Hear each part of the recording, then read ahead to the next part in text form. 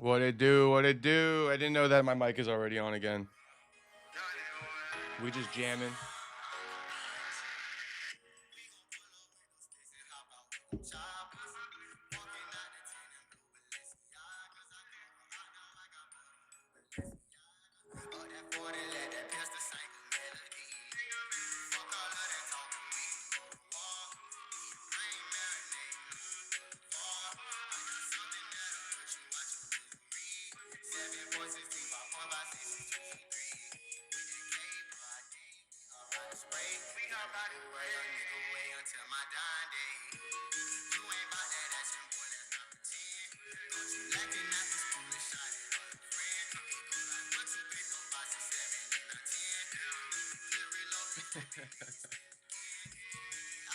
Oh, too good.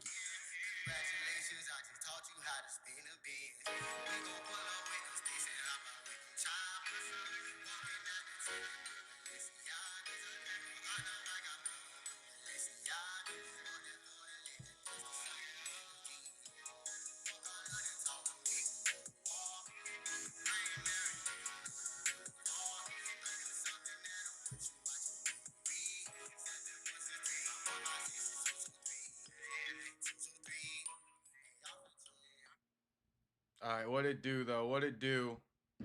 What it do? We I mean, I was gonna start at 5:15 to be honest with you guys. You guys are giving me a hard time over nothing. Fucking Jew giving me a hard time over nothing, homie. Shit, this press conference still ain't started. What you boys mean I'm late? I know the start time said 5:15, but you guys gotta put you know, I'm sure you put two and two together. The press conference not starting at 5:15. No way in hell I'm starting at 5:15. I said shit. Let me go get some more kush from the clinic. And then for honor of UFC White House, honor of just me putting in crazy amounts of work, we got some blunt wraps for the stream. So that's kind of the plan. We finna spark up on stream. We're gonna watch the press conference. I'm just gonna go full screen for now because they're just showing UFC highlights. My dog, what's good, G? What's poppin', Ricky? I picked up another eighth of the GMO garlic cookies. I know you guys always want to know. What you smoking on, homie? Fans are chanting, fuck you, Dana, for the delay, really? I mean, I've been watching. DC sweating, bro.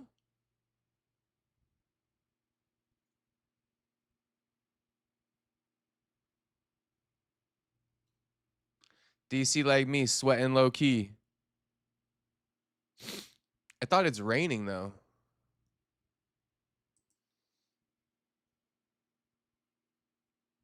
Bro, I had to get halfway through the energy drink. I know it. Basically what happened is I went to the clinic, picked up some kush, stopped in at the gas station, grabbed an energy drink, grabbed some blunt wraps, came home. Before that, I was ready. I was like showering and shit. I scheduled the stream. I was going to hop on stream as soon as I got out of the shower. And then I saw that they delayed it to like 6 Eastern. So I was like, oh, okay. Or 6 Pacific.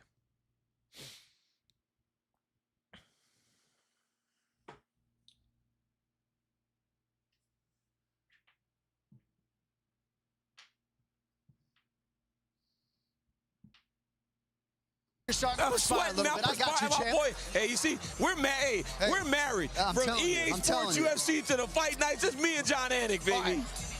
Now, Daniel Cormier, decorated 2-time United States Olympian, not getting a chance to compete on the White House lawn. I know you would love it, but one guy who is, and I know you're happy he is, one of the more decorated wrestlers this country has ever seen, budding superstar, Bo Nickel, taking on Kyle Dawkins in the middleweight division. Yeah, this is a big one. This is a big one. Bo Nickel recognizes what's ahead of him. And if you are to take from anything that's happened recently, watching Bo Nickel in that last fight, you saw maturity. You saw his game get better. This guy can wrestle as well as they can. But Kyle Dawkins, since getting back in the UFC, that's crazy. And honestly, that's a story that anyone can get behind, is what Kyle Dawkins has done since he got back. He got cut He went to the regional scene, showed that he doesn't deserve to be on the regional scene, and has come back into the UFC and been an absolute monster. This is the right fight for Bo Nickal because it feels like a step in the right direction, a big challenge. Let's see if he can do it. But also, don't overlook Kyle Dawkins. This guy has no intention of getting beat this weekend. And one guy who's not overlooking Kyle Dawkins is Bo Nickal, who said in our fighter meeting that even though there was a lot of momentum for a matchup with Colby Covington here on the South Lawn, that he feels like the Dawkins challenge is more stiff. He's got length, he's got submissions, he's got a lot of different things going for him. It looks as though Megan is standing by with Bo Nickal. Megan, take it away. Well, I appreciate the old married couple throwing it up to me and Bo Nickal right now. Bo, you walked up here, you turned around, and you kind of gave a slight smile and a head nod. I know you've had this incredible competitive athletic career already, but a setting like this has to be special, even for somebody who's competed all around the world. Of course, I'm just super grateful to, have this opportunity and to be able to compete in something like this it's unbelievable. There are really no words. So overall, I just feel incredibly grateful and blessed, and I'm going to make the most of the opportunity. I know how much it means for you to compete in front of our U.S. military. You've spoken about your support for them. And on your way up here, you pass so many military members, so many first responders who are here to give their support to the athletes in the event. What has that been like, just being able to kind of feed their energy? Yeah, it pumps me up. I think that I have so much respect for the military, for the armed forces and first responders, everybody that's really, that's the backbone of this country. And so, to be able to compete in front of them is a massive honor. And I trained so hard, so I'll be ready and put on a good show for them. I have no doubt that you train hard. You speak to us about your time in Florida. And, the guys were just talking about your fight against Dawkins, and obviously you're not overlooking anything. In terms of this matchup, I guess, what stands out the most to you? Every matchup's different. Every matchup's exciting. For me, I'm focused on myself, on being the best version of myself every single day, improving every single day. And this is just a great opportunity to continue to build my reputation and go out there and do what I love to do. Do you think that there'll ever be in your career another experience quite like this? I don't know. It's hard to say. Probably not, but maybe. I know President Trump has talked about leaving the cage there, so maybe they'll run it back. And I would love to do it again, but as far as I'm concerned right now, I'm treating this like once in a lifetime. Oh, absolutely. I found out this fact not too long ago, and I think it's so interesting. I brought it up to Justin Gaethje, but Abraham Lincoln is actually in the National Wrestling Hall of Fame. You knew that. What is that like to stand here as a wrestler in the presence of not just history, but somebody who also shared a sport with you? It's pretty spectacular. Yeah, love that. What an incredible place to be. President Lincoln, obviously an unbelievable man, unbelievable president, and a wrestler, which in my book, gives him another boost. So just really grateful, and glad I'm able to represent the wrestling community on this stage. Last thing before I let you go, this is the press conference. We've got weigh-ins tomorrow, and then of course the fight on Sunday on the South Lawn. Do you allow yourself to take in those moments, envision what those might be like, or are you completely dialed in, and after Sunday night, that's where you can appreciate things?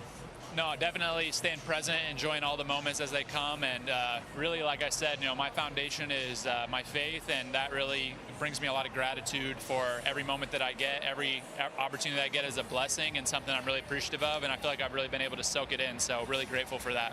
Well, we appreciate your time, Bo. Enjoy this experience, and the rest of the weekend we'll certainly catch up with you soon. Guys, I'll throw it back to you. All right, Megan, thank you very much. What an absolute scene at the UFC Freedom 250 press conference here at the Lincoln Memorial. Now we turn our attention to what will be the first fight of the night between Diego Lopez and Steve Garcia as we take a closer look at the background of the New Mexican Steve Mean Machine Garcia. My name is Steve Garcia. I'm from Albuquerque, New Mexico, and America is a melting pot. My grandpa was a pastor in a very Hispanic culture. He was chasing the American dream. The best way they know how to make money is they pick cotton, beets. It was very troubling times, but that's how they survived. At the time, it was kind of a crossroads moment for him. He was trying to make a decision on where we were gonna permanently be located, and he pulled out a quarter, and he did a coin flip. Tails was Oklahoma, and heads was New Mexico. It landed on heads, so he moved to New Mexico, and history's been made. Franklin, Bo Nickel ain't no lock. When I think about New Mexico, I would have tossed I think Honest Abe about the around. Me people, too. the culture that we have, definitely a bit rugged, but strong people. The Hispanic culture shaped me to be exactly what you see today. I believe that we have grit. We want to make sure that we win whatever it takes to come out with the victory. Oh, I see Otto saying, yo, you're on. Hell yeah, finally. I hope you're doing good. I'm doing good, Otto. I hope you're doing good too, I have homie. an amazing team around me. Shout out Roro. Shout out and Scott my dad. Snyder.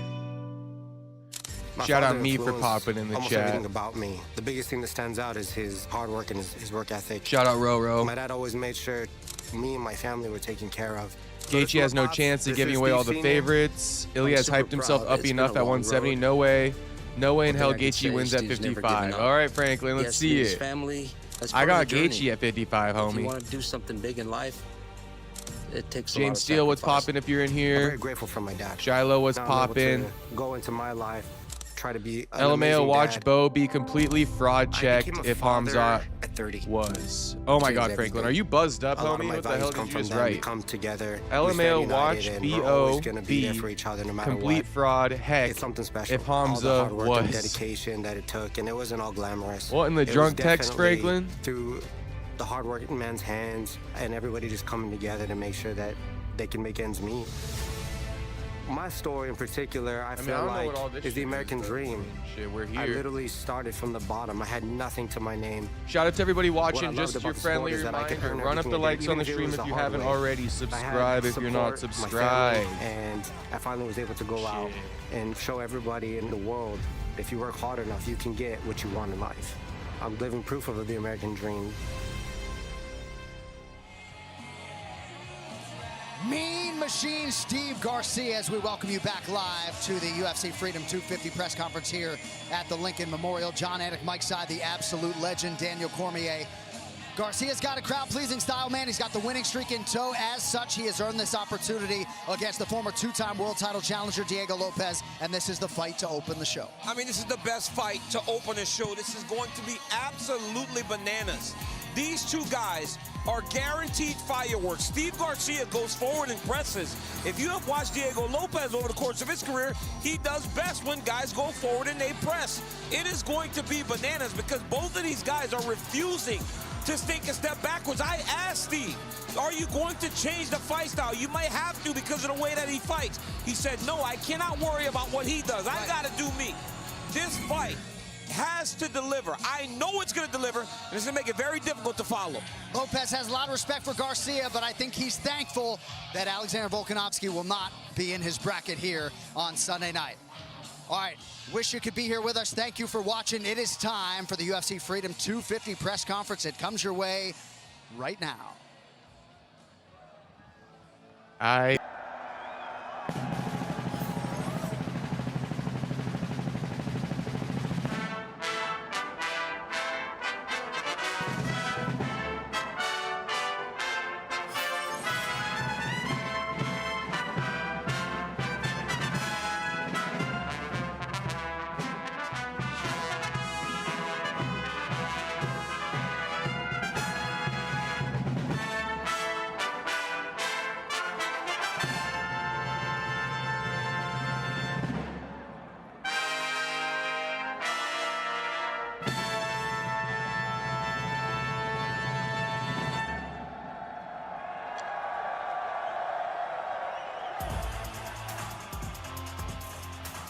Welcome to the UFC Freedom 250 press conference. Live from the iconic Lincoln Memorial in our nation's capital, Washington, D.C. It's time to celebrate America's 250th birthday with an historic weekend dedicated to freedom, fights, and most importantly, our great fans. Now, let's meet the fighters. We start with the pride of the Southwest, a power threat across 3 divisions in his 13-year MMA career, with 15 of his 19 career victories coming by way of knockout, and the winner of 7 straight. Please welcome the number 9 ranked featherweight contender in the world, Albuquerque, New Mexico's own Mean Machine, Steve Garcia.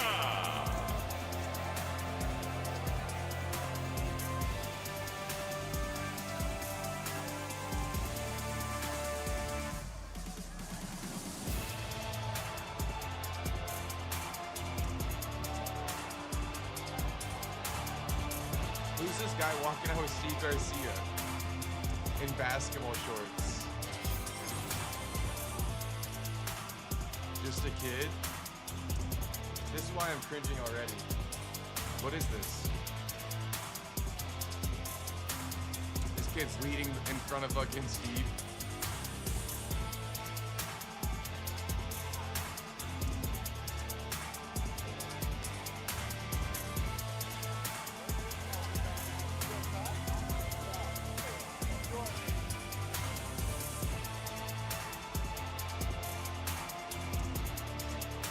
Facing Garcia Pretty Sunday night historic. is a fan favorite with an unmistakable penchant for the finish. With 23 of his 27 career wins coming before the final bell, and 15 of those coming in the first round. Here is the former two-time featherweight title challenger and number 2 ranked UFC featherweight contender in the world, Diego Lopez.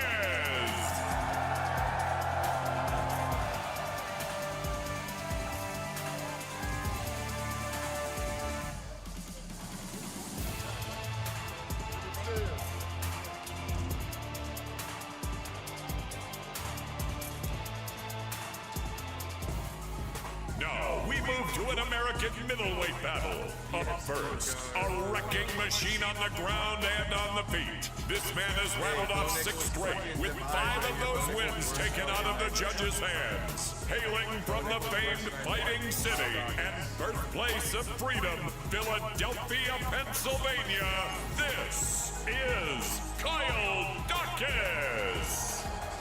And if you're watching at home, all the fighters tonight will be walking with kids from the local community here in D.C. Kyle Dawkins walking out right now with Emerson Vasquez from the Midtown Youth Academy.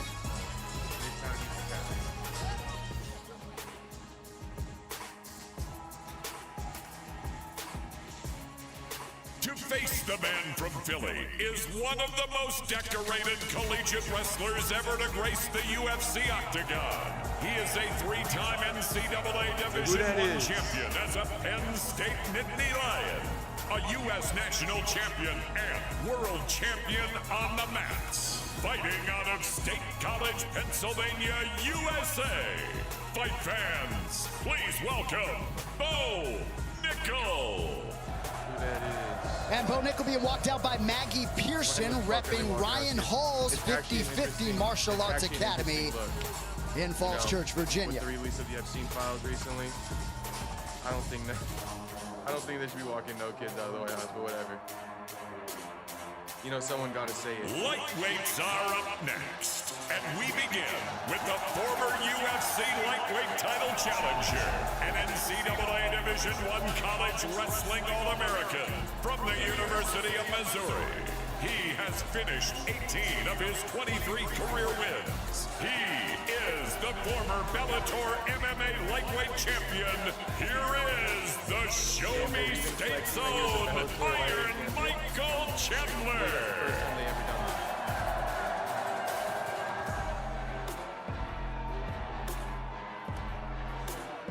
The former Bellator lightweight champion, okay.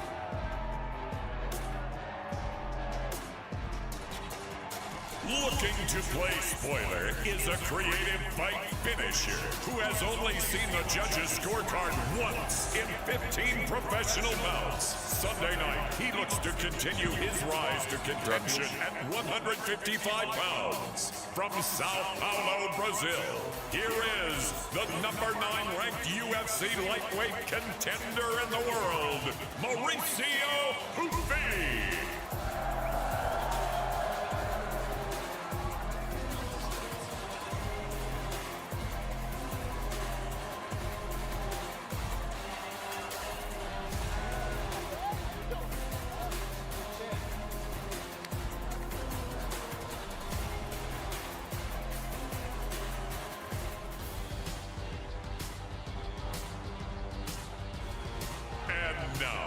For a heavyweight battle featuring 2 masters of the mic. Up First, a man coming off a performance so bold, he was instantly added to this historic event. He is undefeated, with 8 of his 9 wins coming inside the distance. Here is the number 5 ranked UFC heavyweight contender in the world, the Golden State Zone, Josh Hogan. Josh Hogan had that great fight last time, an NCAA All-American, finds himself in a big position. Listen though, this guy talks. He talks and he talks, but the one thing that you can always depend on is that he is going to back it up. He's game, he's brutal, and he looks forward to putting it on the Black Beast, Derek Lewis.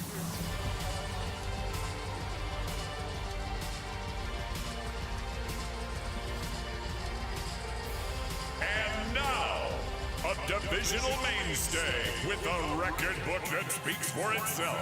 He is the owner of the most knockouts in UFC history, the most finishes, and the second most wins in UFC heavyweight history. Fighting out of Houston, Texas, USA. This is the number 9 ranked UFC heavyweight contender in the world, Derek the Black Beast Lewis. You know, John talked about Derek and his preparation for this fight. He did not miss one training session, he said, because as an American, he wants to go out there and give the best performance that he has given his entire career. And we're talking about a guy that has the record for most knockouts in UFC history.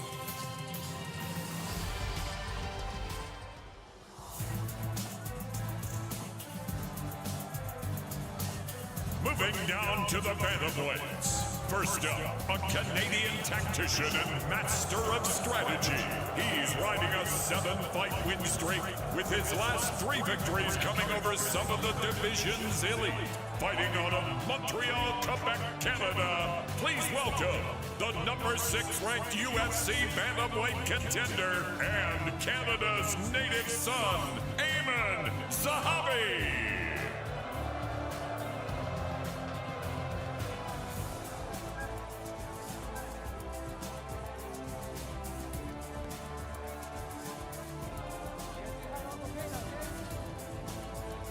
Ryan Hall's son. My nephew. My nephew right here.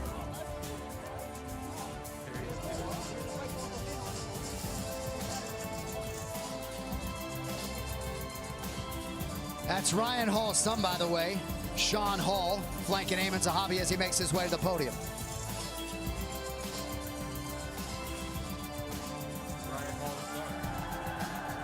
And now, an electrifying athlete known for his highlight reel finishes. He has double-digit knockouts with 8 of them coming in the very first round.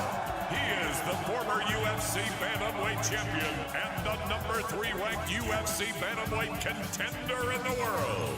Fighting out of Peoria, Arizona, USA. Here is the Sugar Show, Sean O'Malley. Sean O'Malley, plus athlete, durability was thought to be a concern early on, became the undisputed bantamweight champion, and man, does he like the matchup in front of him here in Washington, D.C. He's a 4-1 favorite against Aiemann Zahabi. Got rolled up before the presser even started.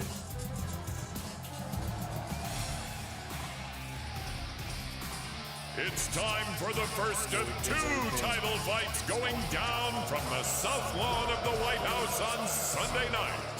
We start with a Muay Thai specialist and master of movement who has spent the better part of a decade at the top of the 265-pound weight class. Fighting out of Paris, France. I'm going to try to be less critical, but I feel you, I feel you. UFC heavyweight champion and number 1 ranked UFC title contender in the world. Ricky says, I'd rock the clown. Edward ain't no athlete, he's a scrawny scrub. All right, how's that? That should be better. Testing. Should be better. Tony, should I bring down the desktop a little bit more, or is it good now? Let me know if I should bring down desktop audio a little bit more before we get started. He is the former UFC middleweight champion and former UFC light heavyweight champion. Please welcome Yeah, better. Okay. What's poppin', Jim Lotus?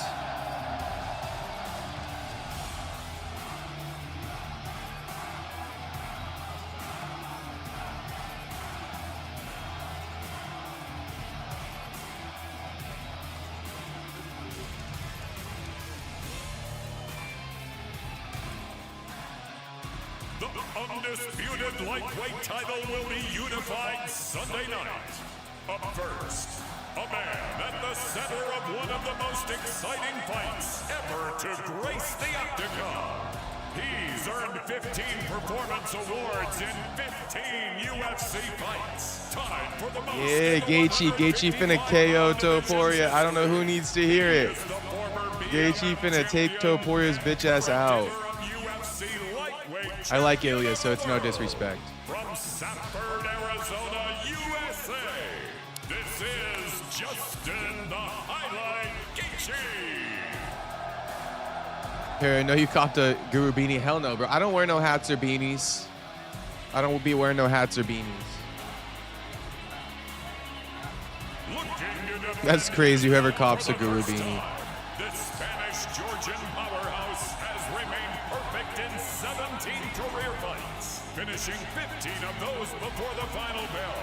He is the first two-division champion with an undefeated record in UFC history and is the number 2 ranked UFC pound-for-pound fighter in the world. Please welcome the former UFC featherweight champion and current UFC lightweight champion of the world, Ilia El Matador Topuria. Be nastiest call if you call the main. Shit, get ready, Franklin. I'm calling that shit. 50 bucks for shipping to Cali. What'd you say, Tony? Thanks for coming out today. We appreciate it. One thing I want to touch on before we get started here. World Liberty Financial will serve as a presenting partner and are adding another $250,000 to the bonuses for the fighters that night. So 2 athletes who earn Fight of the Night are going to earn $400,000 each, and then the 2 performance of the bonuses will get $425,000 each. Congratulations, everybody. Good luck. Who's got the first question? Question for Ilia Topuria, the champion. Ilia, you've been very confident through this fight week. Justin Gaethje says he is going to change your face on Sunday. What is your response to that? He can try. He can try. I know that I'm the best in the world. He's going to have the octagon in 2 more days. We are going to share the same place, and he can prove me wrong. I feel that I'm the best. If you think that I'm not, just prove me wrong if you can. But I have my doubts. I know that I'm going to take his lots out in the first round. This is all I know. And for Justin, 17 have tried against Ilia. All of them have failed. Why are you different, and why are you going to get this win? Yeah, there's no doubt this guy is one of the best in the world. He's #2 on the pound-for-pound list. But I have fought the best of the best. I have so much experience in the cage, and I'm going to use that experience to be great. All I got to do is go in there, be perfect. I trust in my abilities, and fighting is crazy, and so I'm going to go in there and put it on the line. That's all I can do. Once again, for you, Ilia, you are #2 pound for pound right now. You've held that #1 spot before. What are you going to do on Sunday to reclaim it? I'm the #1. Don't even say that I'm the #2. For myself, I'm the #1. What are you going to do to show that to the people who do the rankings? What was the question? How are you going to show that to the people in the rankings with this win so that knocking my opponent out in the first round? And just lastly for you, Dana White, a little delay here, had some rain last night. Has any of this actually helped you better prepare for any curveballs that could come on Sunday? Listen, the show goes on Sunday no matter what happens. We're going, so I don't care if it rains, snows, whatever happens, we have a fight on Sunday. So I'm sick and tired of hearing about the weather now and all the other bullshit surrounding this event. We are fighting on Sunday night on the White House lawn, no matter what. Question for Paul and Tom, other side. Poetan, all week you kind of downplayed the magnitude of the third belt, and you've been treating this as a normal fight week. But being here, being only days away from possibly making history, being in front of the Lincoln Memorial, does this fight week finally feel bigger and the magnitude finally reaching you? Poetan, toda semana você falou, sim, são 3. Bro, those 2 belts are straight like false advertisement. These guys are they're 2 division champions, but advertising it as if they're like simultaneous champions is crazy. Call me crazy, but it's like such false advertisement. Imagine not watching the sport, seeing these guys with 2 belts in front of them. Somebody's like, yo, what are those 2 belts for? They're like, they got, you know, they're a double champion or something. And people are like, nah. He's not really, he's only a champion at heavyweight or light heavyweight. And he relinquished his belt at 185. They're just throwing these up as props. Crazy. Before, we know that now this looks like more gigantic than ever before. We see it something special once in a lifetime. And on Sunday, I just want to put a show to all of you that are watching all over the world. And to go off of that, Cyril is one of the most athletic heavyweights we've seen in the UFC. What do you make of him as an opponent, and how does the perfect fight for you play out? E ele é dos caras mais atléticos da história do peso pesado. Como é que você vê ele como sendo oponente? O que isso significa e como é que isso vai traduzir no domingo? Como é que vai ser a luta? Não, com certeza a gente vê que é um atleta, um adversário muito sério. É um cara que respeita, não são como outras pessoas que ficam sempre falando quando vai lutar com a gente. E eu estou pronto para isso e domingo eu vou mostrar tudo que eu venho aprendendo, tudo com a minha evolução. He's a great athlete, someone who's respectful, contrary to other people that just keep talking crap all the time before fighting. But you know what? On Sunday, I'm going to show that I've evolved, that I've improved, and I'm a great athlete as well. Question for Cyril. All week we've been asking Alex about the third belt, making history, possibly being the greatest of all time. Do you think fans and media are overlooking what you can achieve on Sunday and capturing the interim title? Yeah, this is my story. This is my career every time. But let's make this story together. And I have to ask, what do you make of the fan reception Fuck here? this dude. Fuck this dude. Cheating bitch. This dude a fucking cheating bitch. Yeah, that's cool. That's cool. That's cool. Fuck you. He's a great athlete. He's a great champion. I think he's a great guy also. He's a good human. So I can understand. And I'm really happy to fighting against this type of guy. Cheating scumbag. Sean O'Malley. We got one. Arguably one of the biggest pops when you made your entrance here. I have to ask, Eamon on the other side got probably one of the louder boos when he made his entrance. Do you feel like the American hero stepping in here? It's hard not to. I mean, we're fighting on the White House lawn. I'm fighting a Canadian. You know, I got to put his lights out. That's simple as that. I got to put this dude's lights out. To go off of that, all week Eamon's been talking about pressure and not. Don't mean to pause it too much. I'll try to do minimal as possible. But I don't know why Sean's eyes look so big here. I feel like, oh, maybe it's his eyebrows. He got X's in his eyebrows. I just picked up on this. Sean got X's in his eyebrows. Anyway. The face tattoos were cool when he was young 20s. Now these face tattoos give old. Those aren't going to age well.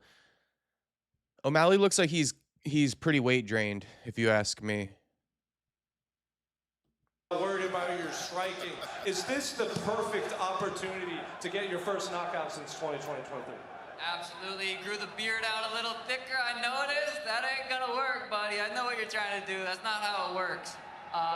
Yeah, he's gonna pressure. He's gonna try to kick my leg, take me down. I've been dealing with this since I started fighting. The more he pressures, the more he's gonna get hit, the more likely he's getting knocked out. So whether it happens in the first, second, or third, he's getting knocked out. Question for Eamon. At Media Day, I asked if you won, would this be the biggest MMA win in Canada since GSP won the belt? Given the reception you got and Sean saying he's going to knock you out, would this be the biggest win in Canadian MMA since GSP won the belt? It would be, because it would put me in line for the belt. You know, finishing Sean O'Malley puts me right up there with Merab and Peter Yan. You know, he has a win over Peter Yan. Sean's a great fighter. He's been champion before. And to beat him in the White House lawn, facing all that adversity, really puts me at the top of the list to fight for the belt. So I'm very excited for this opportunity. Thank you to Dana and Hunter. And, you know, he talks like he's going to knock me out, but we're going to see what happens on Sunday. To go off of that, Sean's known for his counter striking. You've been talking about a lot of pressure. How do you focus on your game plan without kind of falling into the traps that he can lay? I mean, I've studied the tape. You know, he couldn't stop Murat from taking him down. What makes him think he can stop me? You suck. We'll see. We'll find out on Sunday, big guy. Finally, question for Dana White. There's been a bit of confusion from fans online about where they can watch the fight, whether it's on Paramount, CBS, simulcast. Can you clear up any rumors or confusion where it's being broadcast? It's very simple. It's on Paramount Plus. Very simple. Why not CBS? The whole show is on Paramount Plus. Why not CBS? No one gonna ask why not CBS. Question for Derek Lewis. You were very surprised to get the anti-doping. You never got test positive for anything. Is this like the craziest week you've ever lived? To be there, to fight on the lawn, the South Lawn, to get the tested? Is it the craziest thing you've ever experienced as far as MMA? Of course. Shit, it's crazy. I wasn't even supposed to be here, you know. I stayed true to myself. I stayed dedicated to my country and believed in everything that I was doing in life was the right way besides the stuff I got into early on in my life and my American dream, I believe. And a question for Mauricio Ruffi. What does scare you about Michael Chandler and how do you envision the fight going? Maurício, o que traz para você algum medo, talvez um temor em relação ao Michael Chandler? Como é que você vê isso na luta? Eu não consigo pensar em nada além dessa grande oportunidade que eu estou tendo aqui na Casa Branca. Agradecer muito a Deus. Estou muito feliz. Quero poder mostrar um grande show para vocês. Vocês sabem, esse é o meu estilo. Eu entro lá para acabar as lutas. Eu acredito que esse é um dos motivos que estou aqui. I can't think of anything but the fact that this is a great opportunity. Feel very blessed by God to be here. And you know my style. I come in to put on a show and to finish my fights, and that's what got me here. And a question for Cyril Gann. Have you seen the videos of Alex Pereira hitting the pads as a heavyweight and sparring as a heavyweight? And what did you think of it? Does it scare you? No, never. I fought already this type of guys, dangerous guys, many guys, Francis Ngannou, Derek Lewis, Jairzinho, Chivaza. So everybody know my strength. I can manage this. If you want to be a fighter, you can be scared. Shit, boring. Shit, Derek, someone gonna ask something exciting? Shit, boring as you got in a hell. fight outside, you did 3 years in jail. How excited are you to be able to do that again against a guy talking trash and face no repercussions other than maybe a bonus? Shit, the way that you saying it sounds like I'm gonna go to jail tonight. Fuck that. But you know, nobody likes this guy, man. I gotta put this guy out. I believe first round knockout. Josh, Derek says no one likes you. I'm curious how you feel the reception has been in the nation's capital this week. Is this thing on? The Incredible Hulk says he's gonna put Derek to sleep, like Sleepy Joe. But I like Derek Lewis, and I just want to apologize for ruining the press conference last time, and I like Topuria too. I like Pereira. Those are my favorite fighters, and so I just want to apologize for all of that. Yeah, I'm nervous right now. It's just regular Josh today. Yeah, thank you guys. Thanks for having me, Dana. I'm trying to keep the Incredible Hulk from not coming out, and so I'm doing my best.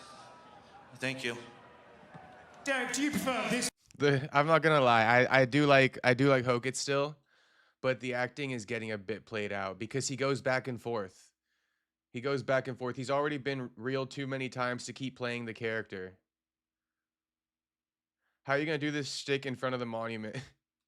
I mean, it is. I don't want to be critical because like I think what he's doing is fine, but the shtick is. I mean, he might as well just go full heel and just talk a bunch of shit.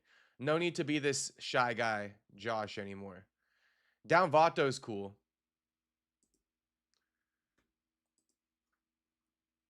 This version or the other version? I like Derek. He's a real nice guy. He went to jail, and then now he's on the White House, and he's making something out of his life, and all about perseverance.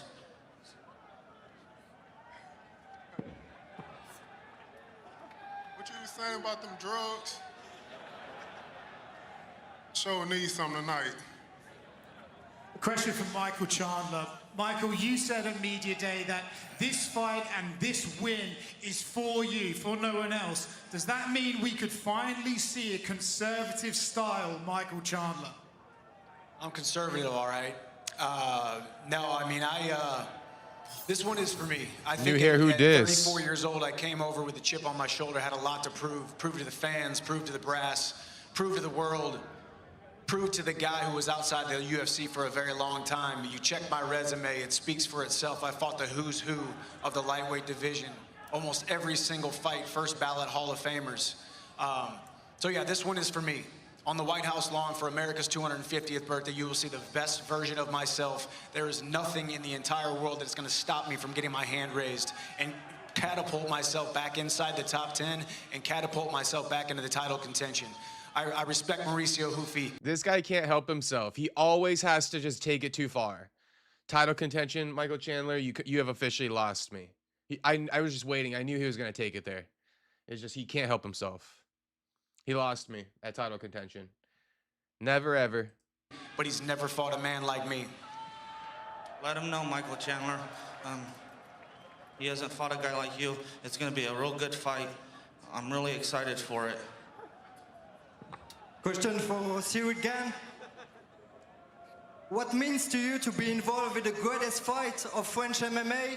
And do you have a message for all your fans over there who will watch overnight?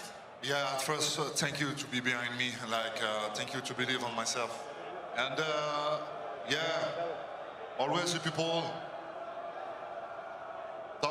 talk to me like I'm surestimated.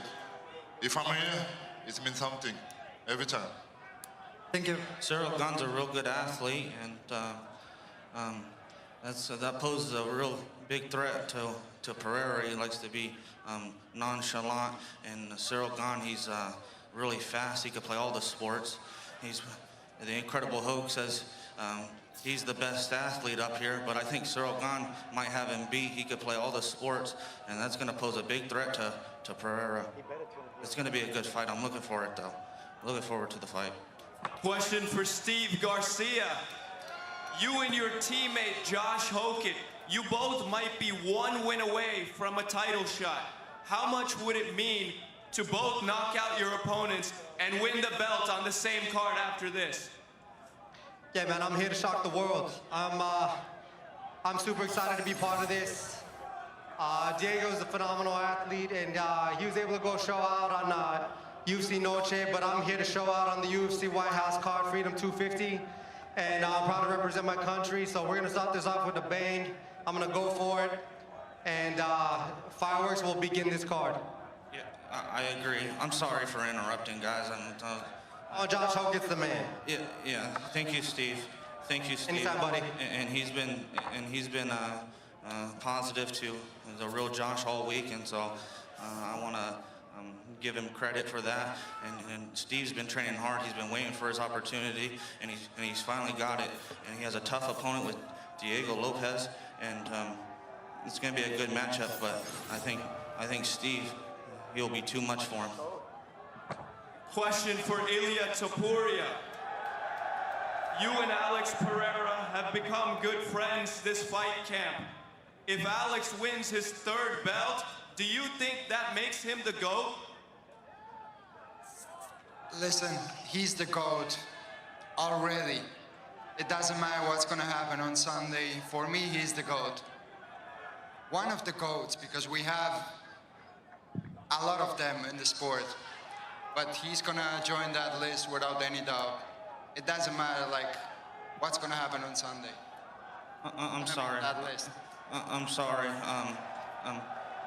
The Incredible Hulk says Pereira chews up Topuria's food and bird feeds it. Just shut up. Birds feed it in his mouth. Can someone just I'm sorry. shut this guy? Topuria, I'm a big Shut fan. up. Topuria, I'm sorry.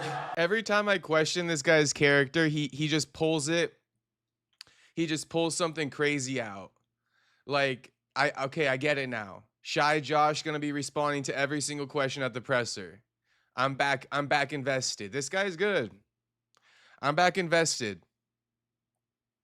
It's that he doubles and triples and fucking quadruples down on his gimmick that I start to get sold in again.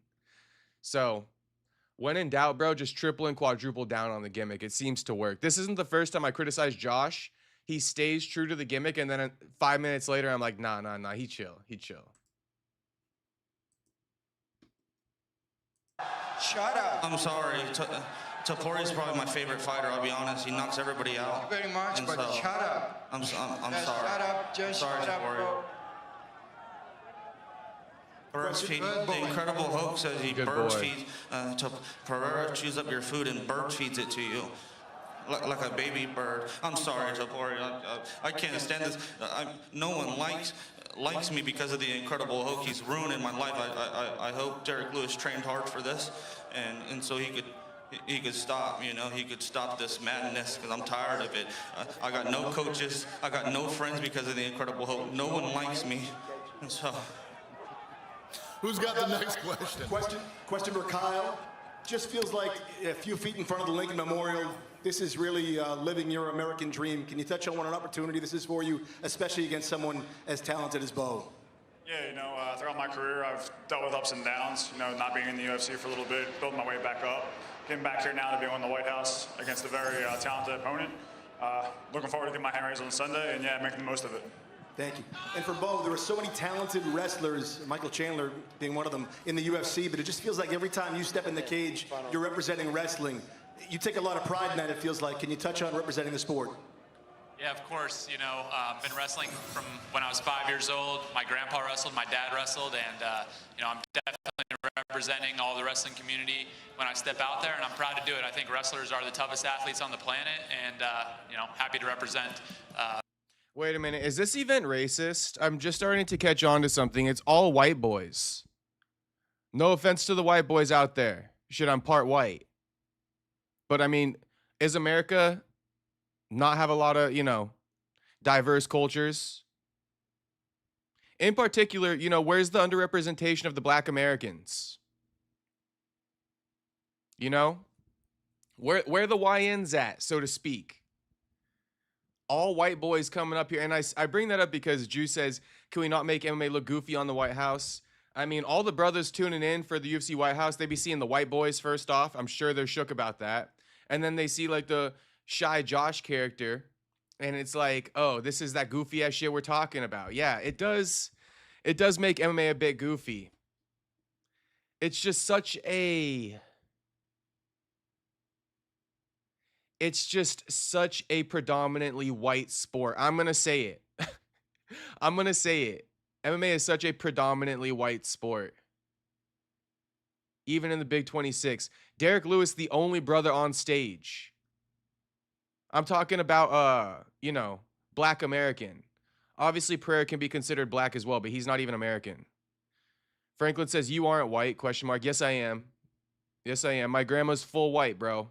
Full German. I'm allowed to say whatever the hell I want. You feel me? I'm just pointing it out. Yeah, I need more representation. We need more black representation. Like, where's Kevin Holland? Why not put Joaquin Buckley? Why not put, you know, other black prospects coming up? Hey, Buckley agreeing Holland could have helped. Yeah, I agree. I totally agree. I mean, because if we're just speaking, right, there's just nothing for if any brothers are tuning in, they're tuning right out. If any brothers are tuning in, they're tuning right out. You know, they hear Josh Hokett, they're tuning out. They see one white boy, they see two white boys, they see three white boys, they're out of this pitch. Like, there's nobody to represent them except for Derek Lewis.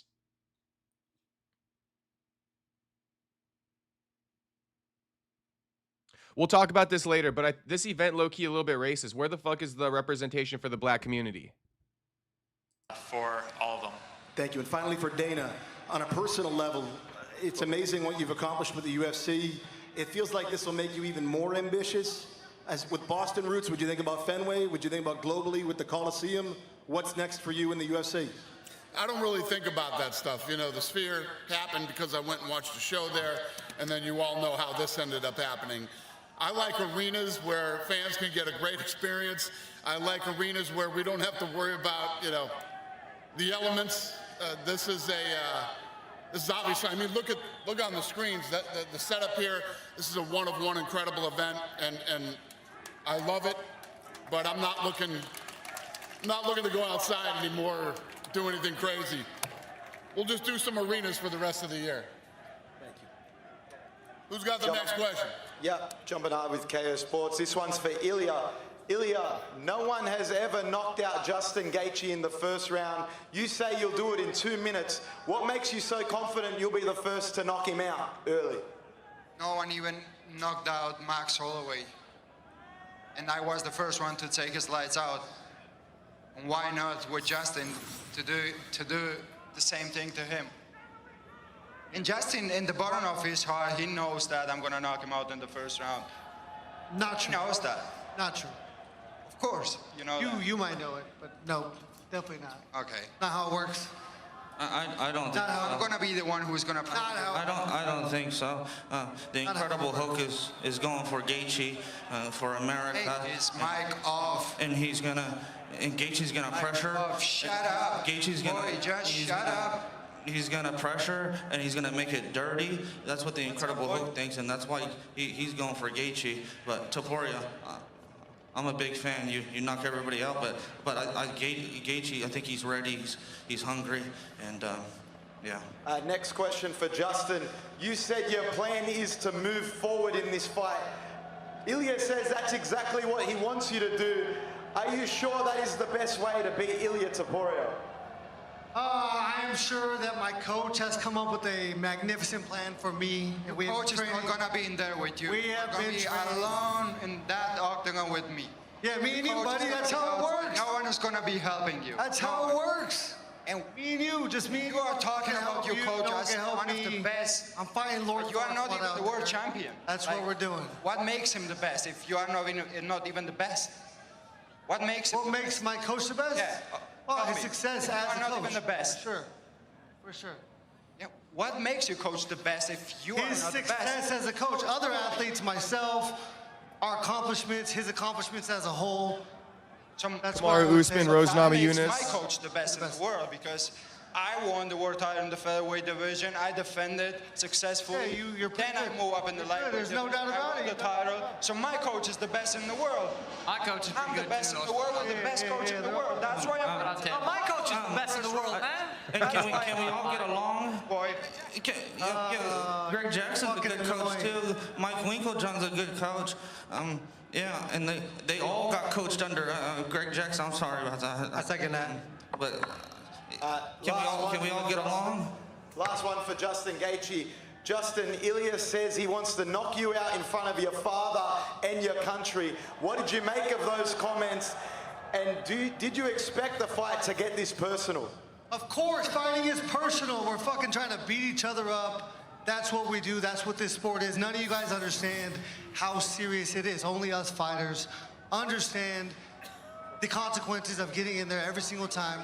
And for some of us, we love it. For some of you guys, you could never dream of taking these chances and taking these risks. That's what we do, though, as fighters. Question for Ayman Zahabi. What's more important to you, fighting in front of the White House or beating up Sean O'Malley? Definitely beating up Sean O'Malley. I mean, that would be huge for my career. Doing it at the White House is the cherry on top. Gonna get all the eyeballs and show the world how great I am. Is there any extra pressure or motivation being the only Canadian on the card? No pressure on me. It sounds like he's got a lot of pressure. He really wants the knockout. He's been trying to grow out his beard for years. He's jealous how easy it is for me to do it. I shaved last week. Look how thick and beautiful it is tonight. It's gonna look glorious on Sunday. Question for Diego Lopez. Diego, it feels like the UFC call on you whenever they need a banger of a fight at a big event. Is that a role you take seriously? And is that something you can promise to the fans at the White House on Sunday? Parece que o UFC sempre chama você quando precisa. É normal e você sempre gosta de entregar, né? É isso que vai acontecer no domingo? Yeah, this 100%, you know. I think Steve have the perfect style for me for was make a great fish fight for in the store in the White House. I prepared for this, you know, so I don't stand one step back in this fight. So I look for the finishes, knockout, submission. Always I look for this. This happens Sunday night. Yo, what's Vic Blends here? My question is for Hey, wait a minute. We translating that or what? Where's the translator at? He's good. You did? That was in English. That was English? That was English. Oh, shit. All right. Dana's an idiot. Vic Blends It was here. Spanish to me. Last question. Go ahead. Vic Blends here. My question is for Ilia and Justin. Ilia, if you were to team up with Alex, Justin. Bro spoke straight English and Dana didn't understand a word. That's so embarrassing. It's not even funny. Dana getting senile as fuck. He doesn't even understand English. This is the second time this has happened. First time this dude needed a translator for English. We all remember. Dana used a translator for a reporter who spoke English to him recently, like months ago, like 2 months ago. Now it's happening again. Diego just got done answering in English. Dana goes, wait, no one's going to translate that? Homie, you the only one who didn't know he wasn't speaking English. You the only fucking one. I don't even think he checked out because he got a history of not knowing or not understanding English when it has an accent to it. You were to team up with Hokit. The four of you trapped in a Dana's mind is on his eater. Oh my gosh. Shout out Mech Warrior. Probably. Hard to get your mind off the eater. room. Only two could walk out alive. Who's gonna make it out that room? I leave this answer to Justin. I'm not here for hypothetical questions. I have a real dangerous opponent in front of me. That's all I'm worried about. Can I interject, please? Yeah. I think Topuria is so mad because he's so short he can't see himself in the bathroom mirror, and he married a stripper from Miami. I'm sorry. Oh no! The Incredible Hoagie. He just be getting me in trouble. I'm sorry. He married a Topuria, stripper from Miami's I'm a really crazy. big fan, though. You're still my favorite. You have a tough task ahead of you. And Gaethje's real hungry, and he's American. Most importantly, that's what the Incredible Hulk says. Hey guys, thanks for coming out tonight. I'm gonna square these guys off for photo ops. We'll see you tomorrow. Damn, no response from Ilia. Damn, he did cook Ilia. That's crazy. Okay, face-offs. Right out, Steve's on me.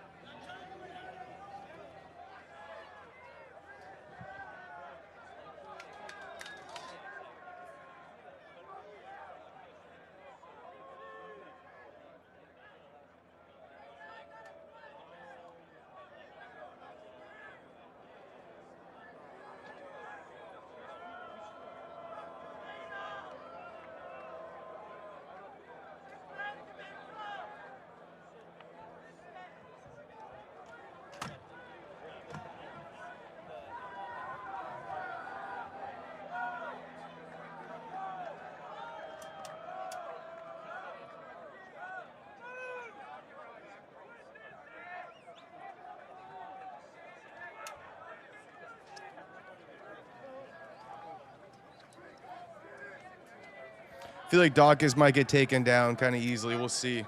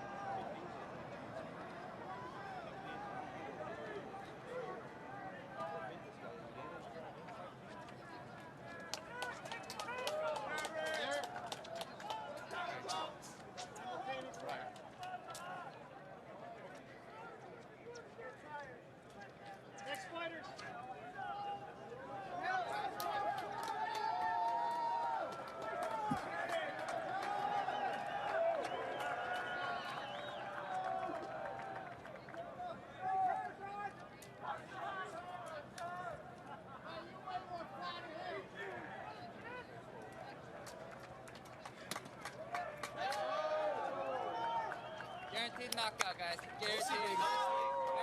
Guaranteed. Guaranteed. Ooh. Iman looks a bit shook. Maybe he always looks that way, but he looks a bit out of sorts.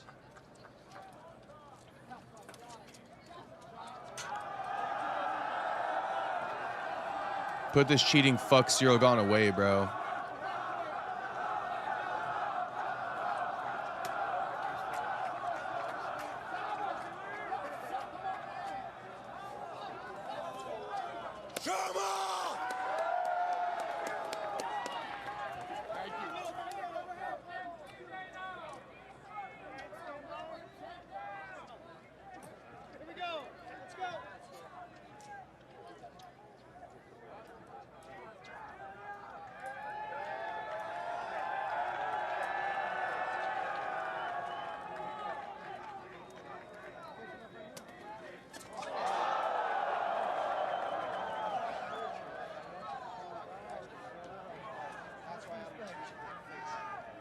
Look where we're at. Look at this beautiful view. You want to act like a fucking animal? You want? Like an emotional little animal, like a female. Look at this. Look at this. Oh, so pretty. It looks so good on you.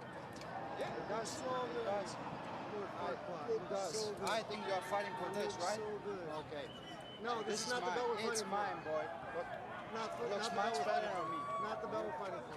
Looks much better on me. One more, you might not be able to carry it. It's too heavy for you. One more, you might not be able to carry it.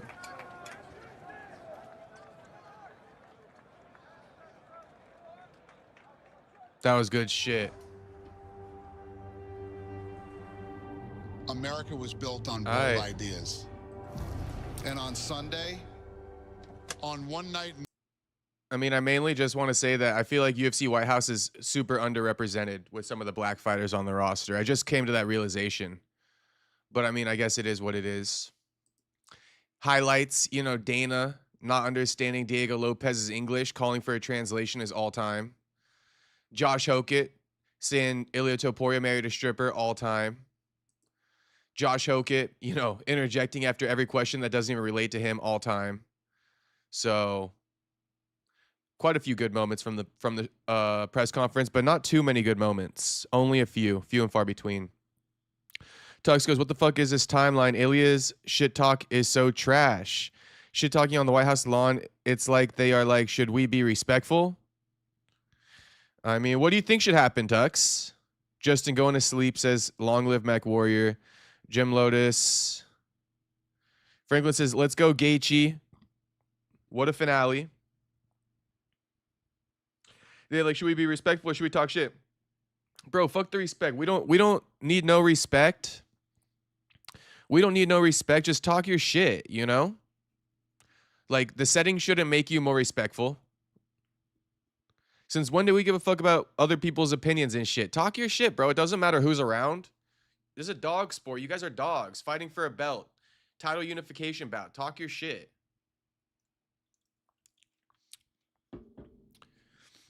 Justin is knocking the brown clown out. Yeah, I'm rocking with Justin, bro. I'm rocking Gaethje. Gaethje trolling the fuck out of Ilia too. He's like, oh, those belts look so good on you. They look so good on you, homie. They look so good on you, homie. It's actually good. He's trolling the fuck out of him. Talk your shit, walk your shit. Yeah, honestly, for me personally, that's why maybe we should have got some of the brothers in the UFC on here, because I think a lot of the brothers in the UFC, they, you know, will be themselves. They'll talk their shit and walk their shit. Some of these other guys be a little hesitant. Walk it like you talk it. Yep.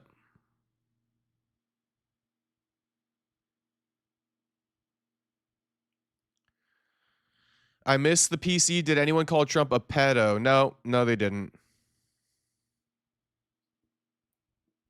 All right.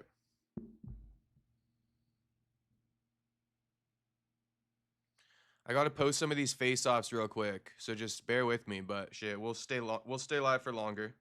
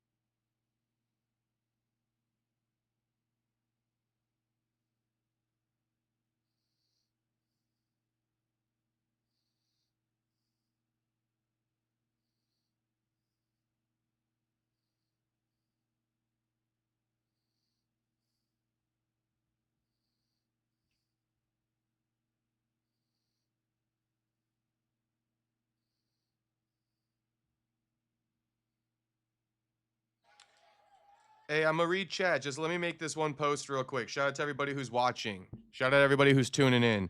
Just bear with me. Give me like 5 minutes to make a post on my phone.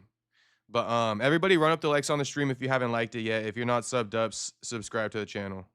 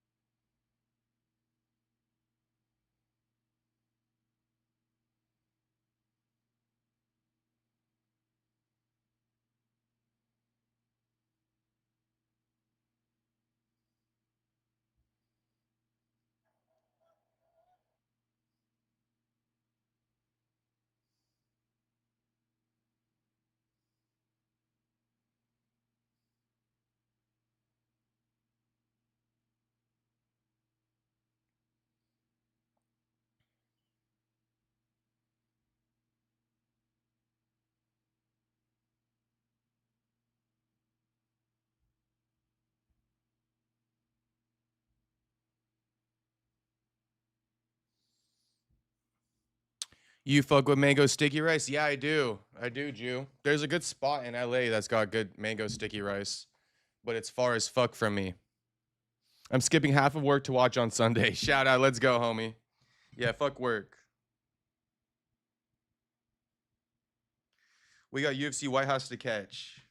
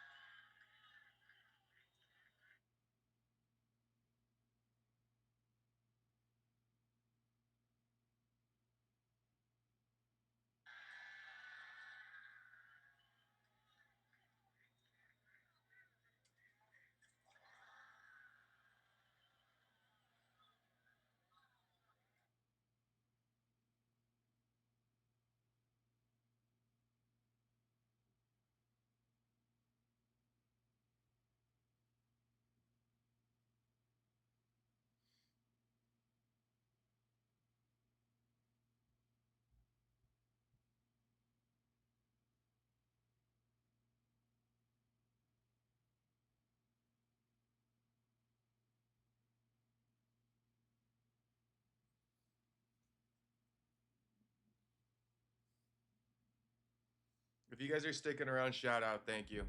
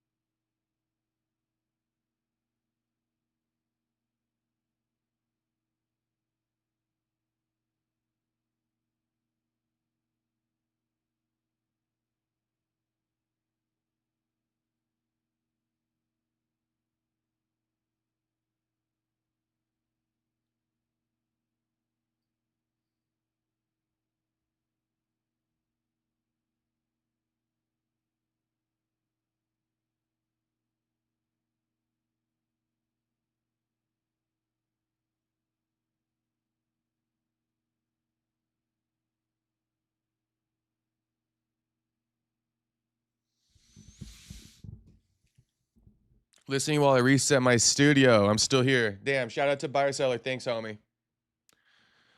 Annie Erection says, hello, everyone. What up, homie? Tyler Bet says, need some salmon on that.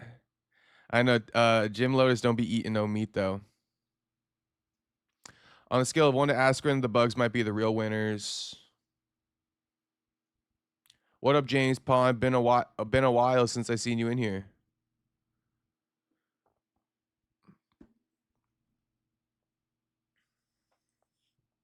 Okay, gotta post the prayer, gone face off, and then we'll be good to go. We could chill for a little bit.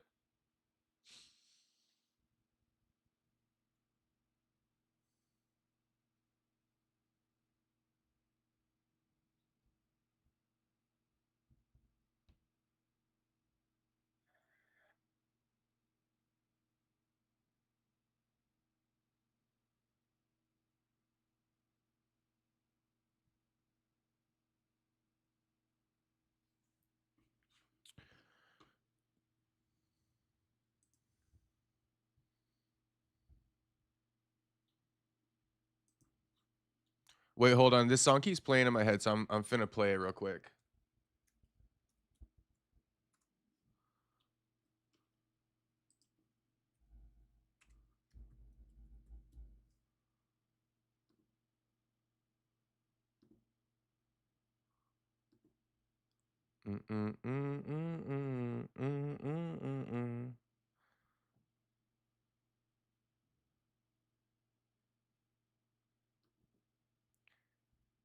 Ilia, March, this shit hit, fool.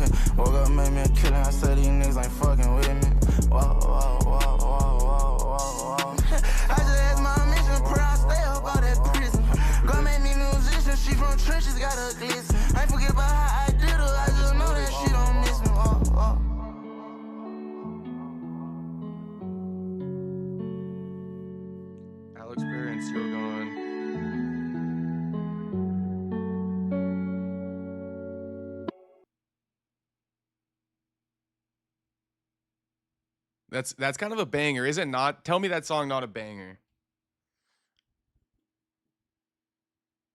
Team Nia's in the booths. Yeah, we got Team Nia's in the booth. Alisper and Cyril going face ahead of their interim heavyweight title fight at UFC White House.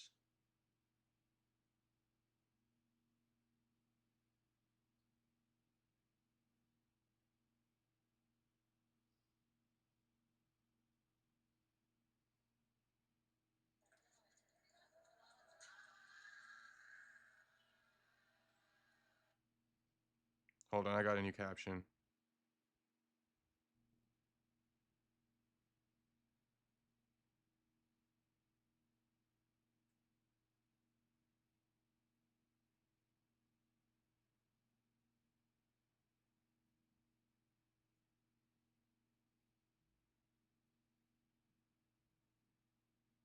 Hell yeah, March, this shit here, fool.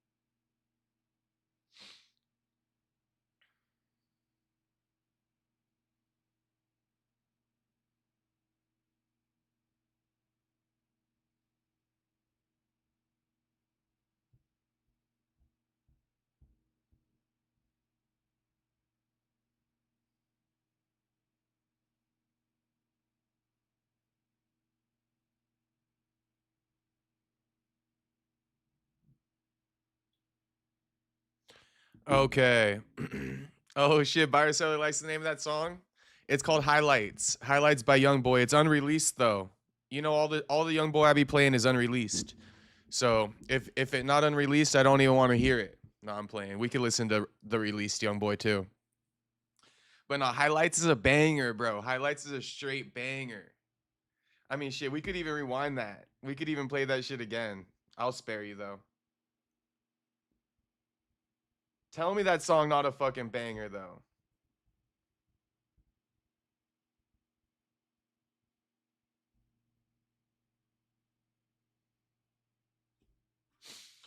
Okay, let's do one more. One more tune. I don't really give a fuck. We live twice today. If anybody doesn't fuck with what I'm bringing to the table, does it appear like I give a shit? Okay. All right. Buyer Seller says run it back. All right. Hey, I might run it back, but let me play this one first. It's not on Spotify. Nah, it's on SoundCloud only, Buyer Seller. You might be able to access it on YouTube, but I'm telling you, if you want to listen to the jams I be showing you guys, you got to get SoundCloud, or just, you know, download SoundCloud, make a quick account, and then you can listen to all the shit I be playing. But this is another unreleased song. You're not going to find this on Spotify, but this one's a banger too. This shit a banger.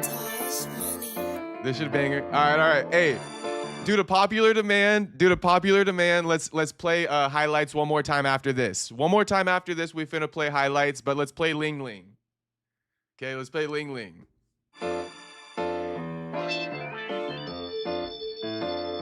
She won't come meet me, her name is Ling Ling. She want that money, and say that ching ching. Phone keep on ringing, this bitch annoying.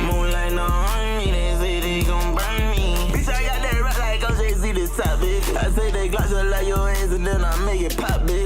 There's a tear, but they colors, we just tie the top, baby. Chasing money for the club, I plan to make a lot, baby. Asian bitch named Ling Ling, say she fuck with my native. Her bro supply that Ling Ling, I smell that walk, I'm not crazy. This bitch built just like a bottle, bad bitch look like a model. We just pull up with them choppers, short bitch that I can stop them. I'm on ching ching, ring ring, that's amazing. There's a green bin, we nailing anything to the pavement. UPD make them chase me. I want money, I've been too lonely with my payment. She won't come meet me, her name is Ling Ling. She want that money, I'm saying that ching ching. Phone keep on ringing, this bitch annoying. Moonlight the army, they say they gon' burn me. Burn me, feel like the army. I want money, ring to that ching ching. I remember back when she ain't had no time for me. I done ran it up, now she claiming that she love me. See me pulling up, anything I call your man G. She like I'm fresh as fuck, I had to tell her not to touch me. Shoot out with these pussy niggas, let it off, they raining. Hey, I too official, baby, you annoying. They know I'm gon' get it poppin' when I'm coming, yeah. I got plenty problems, she know that it hunt me. Oh, oh, pull up on me, baby, keep it private on the low. Chasing money, bitch, I'm flying private to the door. Pick it up, then I watch her drop it, she gon' go. I'm gone soon at that guapin'.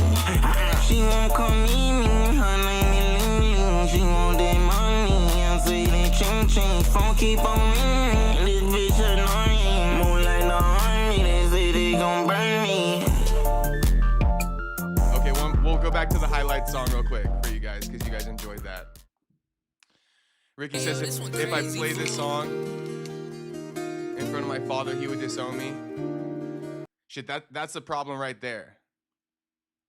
That's the problem right there. We ain't worried about what your daddy think about it, Ricky. Hell yeah, March, this shit hit. Ricky, we not worried about what your daddy think about it. You living for you or you living for your daddy? No offense.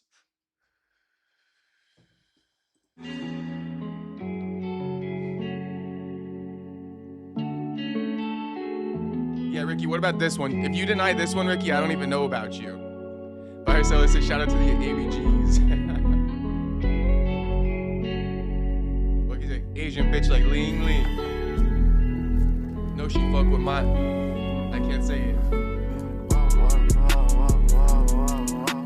Woke up, spin that ticket, ain't no question, coming glistening. Say they ain't fucking with me, but still gon' question how I get it.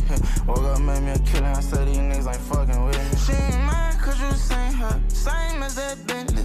Time I ain't got none, I been caught up getting it. Fuck around with these bitches, they always stay up in my business. For that crew right past the hills, I plan spend 17 million.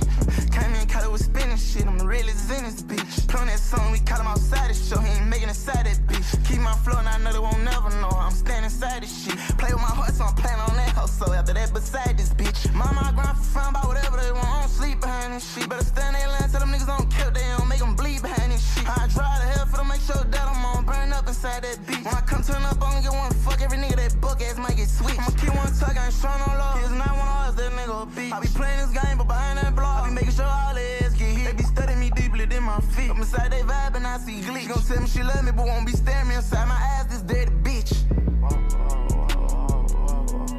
I woke up, spin me a ticket, ain't no question, coming glistening. Said I ain't fucking with me, but still gon' question how I get it. I woke up, fit my wife, then tell her 2 bad bitches. Whoa. I just had my mission, pray I stay up out that prison. God made me musician, she from trenches, got her glisten. I ain't forget about how I did her, I just know that she don't miss me. That's a bar. Broke on my home, gotta set up a home, gotta pick up a bundle and wait by the phone. My cousin Skelly, he hit at your dome, my number one gunna get to get gone. She fuck with a nigga, she showed me she down. So I stay out her way and I gave her my home. And whenever I call her, I know she gon' come. When I'm caught in alarm, I won't be out alone. I sit and watch this bitch playing with her highlights. Why she playing my song? Did it, bitch, don't let me fuck with lights on. Got her tears done, don't let me see the scars as one. Let me fuck with lights on. Got her, why she playing my song? Did it, bitch, don't let me fuck with lights on. Got her tears done, don't let me see the scars as one. Woke up, spin that ticket, ain't no question, coming glistening. Say they ain't fucking with me, but still gon' question how I get it.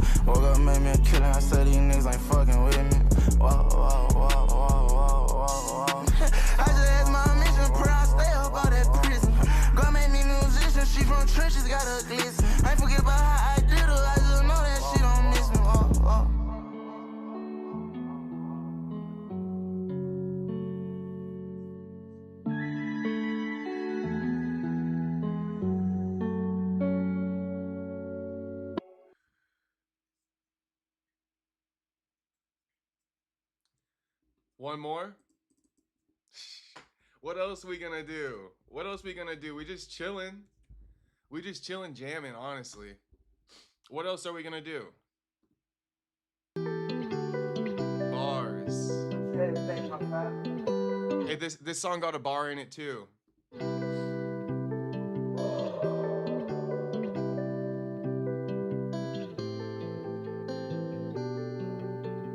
I'm gon' drive my lamb. You can't push the cool. Dress it up, popping out for the cam. They know just how I came through. It's VJ for a ride, I'ma say all the top. Okay, okay. Get his head took out, plan on roll my top. Okay, okay. Ooh, ooh. I got that drink and I pour out the bottle. I got that BM, she come from Nevada. Anyone hate it, she come from the bottom. Pulling on jumping, I would've done choppers. Nigga, okay. I'm so fresh, don't need no stylist. I'm so hurt, can't hide my dress it up, still it ain't hiding the proof. Diamonds, they cover this mud to see the shit I've been through. Riding around with a $250,000 inside my trunk, she won't drive my coupe. Fuck around, get you stumped, oh pussy nigga, I ain't worried about you. Not at all, wait till I ball, they can't tell shit to me. Pressing hell around, I've been locked down 3 years, 3 for 3. I bought this watch from the top, I got the hand with the spade. Yo, I got that breakfast, black G-Wagon, think about a whole new color getting made. Woo. She know that for a fact, she up in love with a killer. I guess my demeanor is showing way up, way more than you niggas. New Bugatti, it cost 3 million. She know I fuck with her, whatever, she don't know I'm with it. Your nigga belong in these exhibits. Change the prices, I'm talking about talking exquisite. I'm gon' drive my lamb. You can't push the cool. Dress it up, popping out for the cam. They know just how I came through. It's VJ for a ride, I'ma say all the top. Okay, okay. Get his head took out, plan on roll my top. Okay, okay. Ooh, ooh. I got that drink and I pour out the bottle. I got that BM, she come from Nevada. Anyone hate it, she come from the bottom. Pulling on jumping, I would've done choppers. Nigga, okay. I'm so fresh, don't need no stylist. I'm so hurt, can't hide my pain.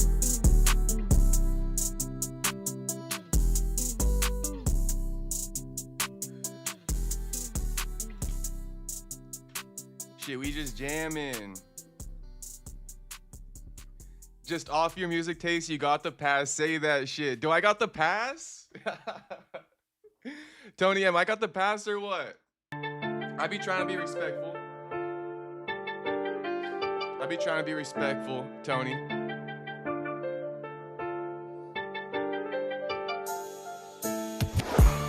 Really talk that, nigga trailing. But Joe, I was still on that same shit now. They didn't let me touch down.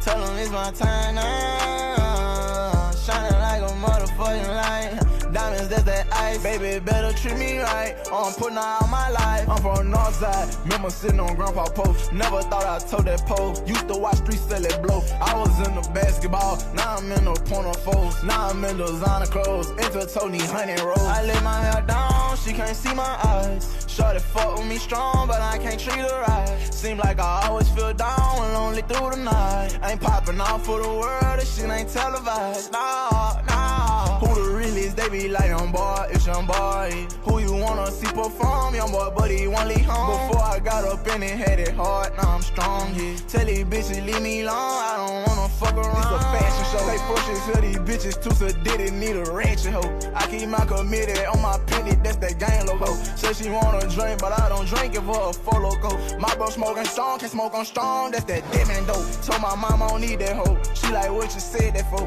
I say, cause my heart been so, really not that heartless though. I got horses in my home, need to add some marble flow. What a piece, cause all it gone, that's that Bob Marley flow. Only me slide me though. I'm living life like I got. What do you guys think about this one? What you think about this one?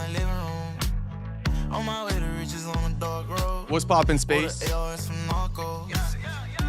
Getting that DS pack, we smoke on it. We smoke on that DS pack. Sleeping through the day, the dark times I wake up. I think it's safe to say that I'm a vampire. I like all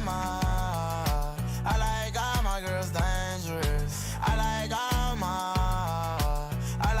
my girls dangerous. I like all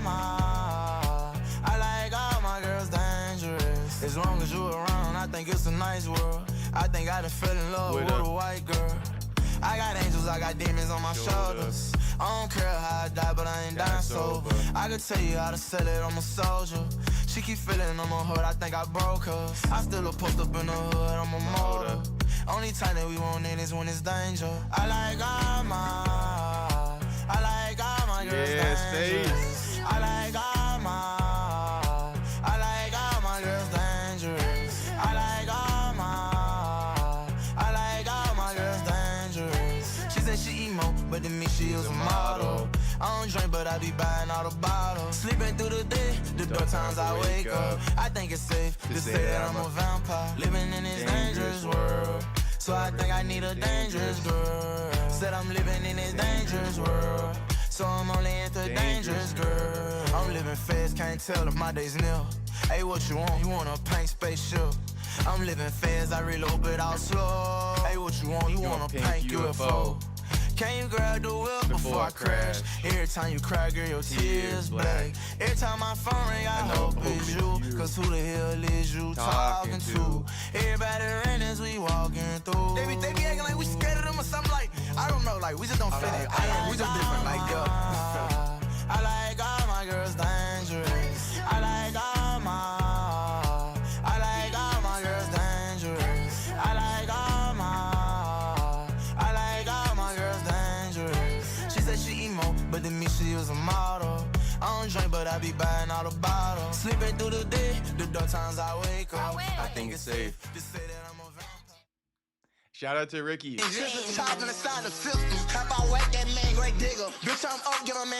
should be auto-playing. Slide up the hit me, throw the pin in the river. Pussy, let God tell them that I don't influence. Bitch, don't come back shot to the front and the Glock in the drum. Top of the top, I be itching for war. Back in the loud with the Drake on me. Tell that little boy that he better not speak. Look at my niggas, 100 or more. Hollis was hitting and leave him on 4. Stay around clipping the bag of the soul. Bitch, I'm a hawk, I stay out of the hole. Pop me a yellow and hop in a ride. I see the hate when I look in their eyes. Pulling up fast and them burn over 12. I'm sending shooters, they sending you well. He talking crazy, he ending a deadly brother. Putting that ball in a shit. $10 million is me and the gang. Doing my dance while the burner go bang. Real great, you can know what time it is. Call them down, bet in the middle of SBs. Did it spike point, I'm losing my mind. Run up the seg, it's a matter of time. 5 stars hanging all over the place. I'm out the north, I'ma spread his face. Baby's with me, she holding the cake. Get out the way, you dying today. Raise on the table and dust on the scale. I never fold and I never go fail. Billy GT when I'm switching the line. Mixing the Perkins to drown out the pine. Caught up the hitters, they ready to go. Taking them out like a holiday show. Green flags waving, I stay with the mob. Catching my skating and finish the job. Blood on my sneakers, I'm walking through hell. Brody got keys and he making them sell. 24/7, I'm stuck in the house. Better not talk like a bird or a mouse. She getting wicked, I'm counting the days. Hopping the demon, it's gone in the haze. Hoes in the lab, but they waiting on me. Top of the train, I'm the one they go see. Northside, free all my brothers, man. Top, yeah, slime, don't get it twisted, nigga. Big 4KT, grade digger. Yeah, nigga, we see you. We on it. Bye-bye.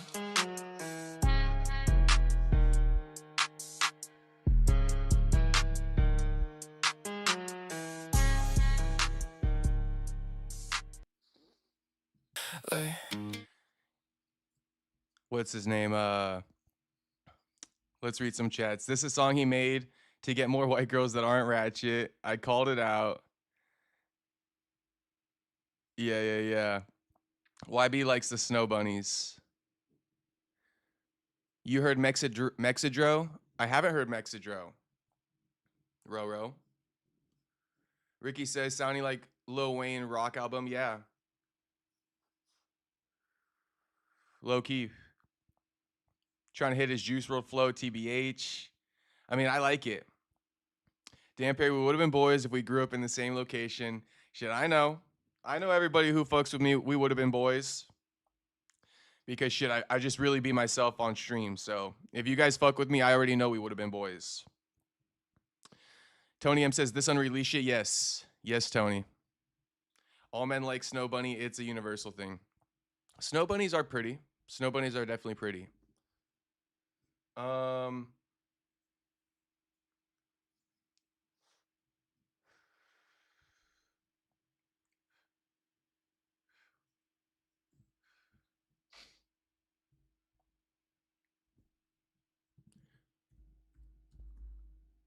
I like this song. This might be an acquired taste. What you guys think?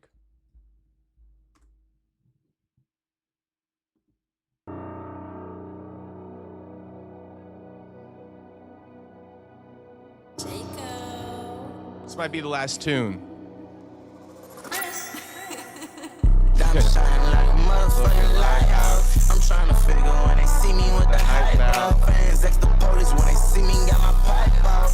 I ain't no hoe, and I'ma flash when they just pop out. Rock out, pull up with the mops out. Knock a nigga top out. You fuck me like you love me, baby. Tell me what that beat out. You hold me and I see now that you don't wanna leave now. You showed me that you love, you swear to God I kick my bitch out. Hit the rollers, diamonds they be cold. Cause these angels got me tripping, I can't fuck right now, they hold up. I rolled up, I whipped out that blick and niggas froze. I sung it down before I dropped the bag. You pussy bitches know what I'm telling. I got a passion for it, but you don't love it. But you can't save me, ain't no child, it's a struggle. Them niggas catch me slipping that day I go under. But I be telling the glizzy, hop out and I'm done. Yeah.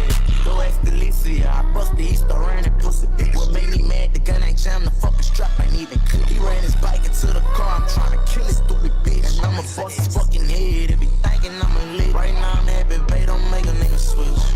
I'ma flash out and I'ma bet you in this bitch. And if you leave, then I just know that you ain't for a nigga. You supposed to be here to the end, you said you love a nigga.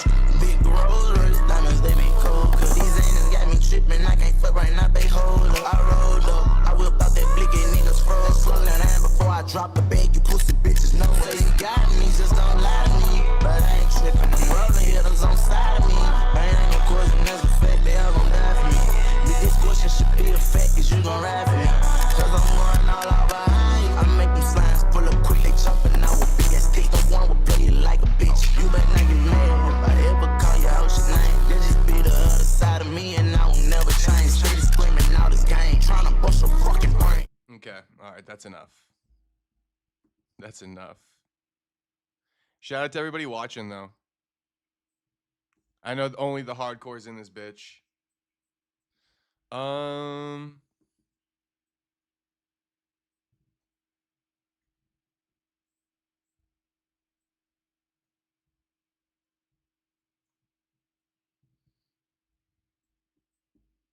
What else is going on in the world? I'll read out some chats now. That last one sucked. Yeah. No worries. No worries. I got over it too. Ricky. I low-key got over it too.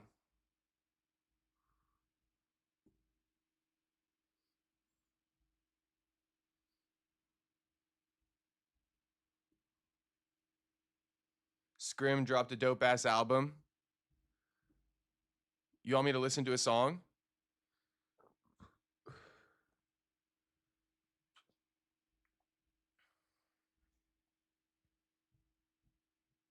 Okay.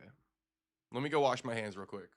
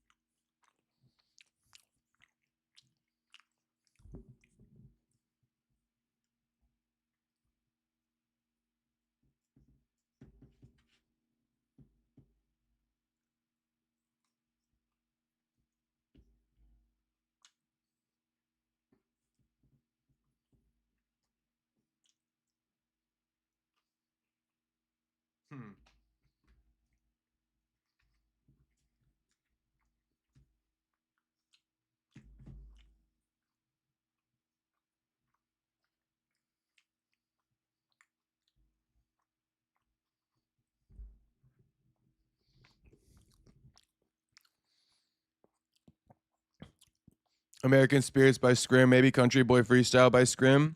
59 song album, so you have to find songs you like.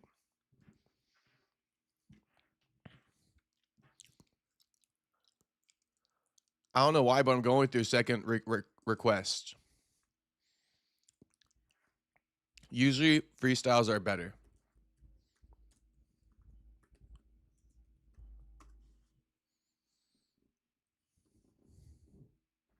Yeah.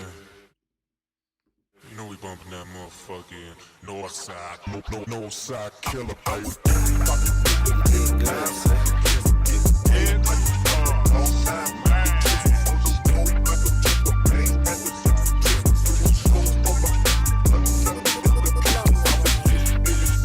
You know, some days I wake up wanting to blow my fucking head off. Some days I wake up feel like ain't that motherfucker fucking with me. Yeah, bitch, I ain't without the drama. I'm just trying to ball. Devil trying to tempt me, but he picked the wrong dog. Yeah, I'm about the money, but the pussy, hell no. I ain't fucking with these like a man Paul. Woke up sun shining, it's a good day in my hood. Pull up to the corner store to cop my daily goods. Cody smell like candy, but this grind smell like hood. White skin cracker, but my heart is black as hood. Under up my frequency, cause suckers always testing. They don't see the curse that come behind the fucking blessings. Might change my name to Jacob, the way me and God be resting. Shit hit different with a couple crips and be depressing. North side problems got me popping pills and destined. Telling my brothers about the Lord and hopes they get in heaven. Cause when it comes to me, I highly doubt that I get led. And I'm the type that go to hell and fight the devil with my weapon. Curving Jezebel, them bitches bad for your hell. What the fuck is well? Did my dad can't get well? I could never fail, and if my plan was to fail. Came up beating spam, now I got sand on my mail. Never got it twisted, didn't expect them to be happy for me. Big ass truck up in the city, you know I can't help it, I'm too damn country. My sweat so dumb, me make a black man wanna be a hunky. I'm high as a junkie, on a Monday, on a Tuesday, on a Wednesday, on a Thursday, on a Friday, on Saturday, on Sunday. Got to crash out on the one-way, I'll be taking off for no runway. I'm the only that won't be someday. I'm clutch, I only need one play. Fuck do you know about the trenches? I ain't hear no one from the benches. I can change your whole life with a mention. Lock into another dimension. So fly to the O to the phone like a Benson. Who the fuck it is? Turn me up. Yeah, 700 horses, TRX, sound like the fairgrounds.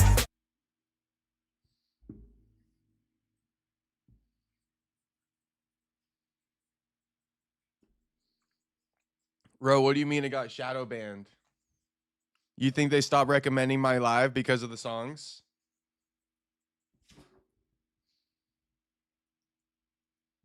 I just turned it off because you said I got shadow banned.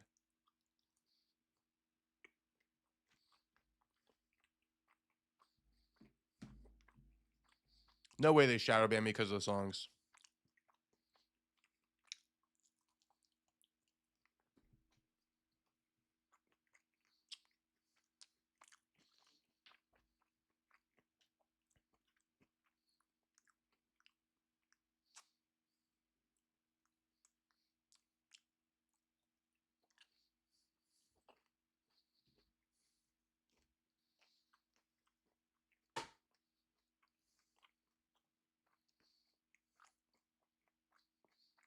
Okay.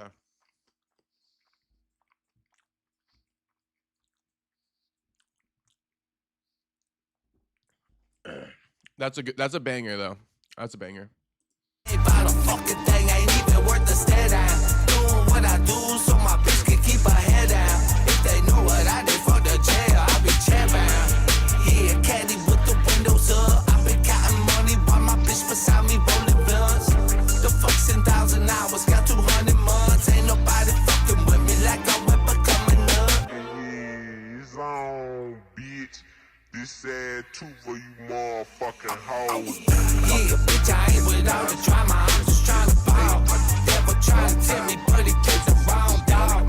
Yeah, I'm about the money, but the pussy, hell no. I ain't fucking with these like a man Paul. Woke up sun shining, it's a good day in my hood. Pull up to the corner store to cop my daily goods. Cody smell like candy, but this grind smell like. I got you, Ro. Says that was hard, But no, I was saying that because my suggestion got ignored. I got you.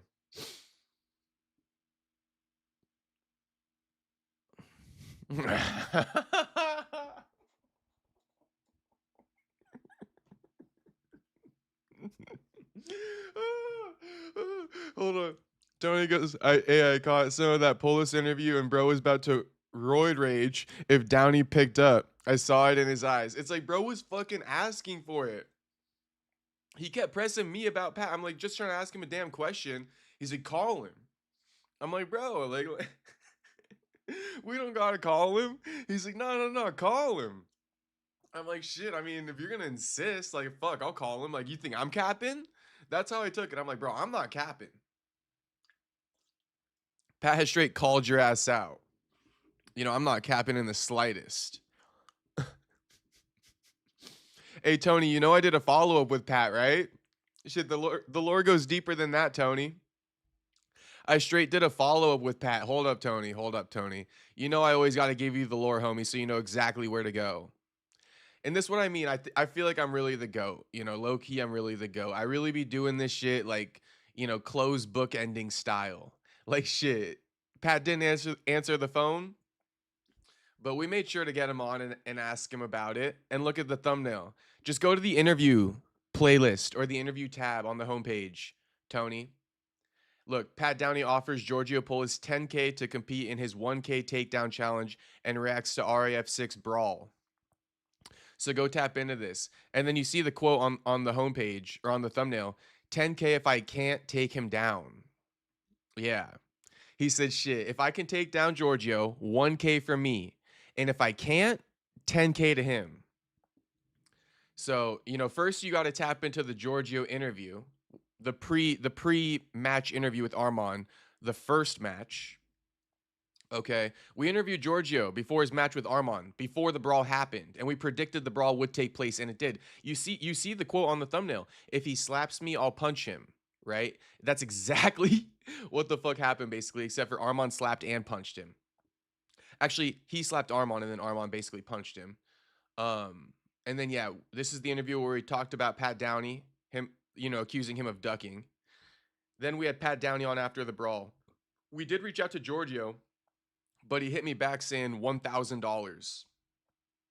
And I was like, Giorgio, we are not paying you $1,000. I don't even have $1,000 to pay you. The fuck? But you know what I did? I had like over 1 million views across my shorts for you. You know?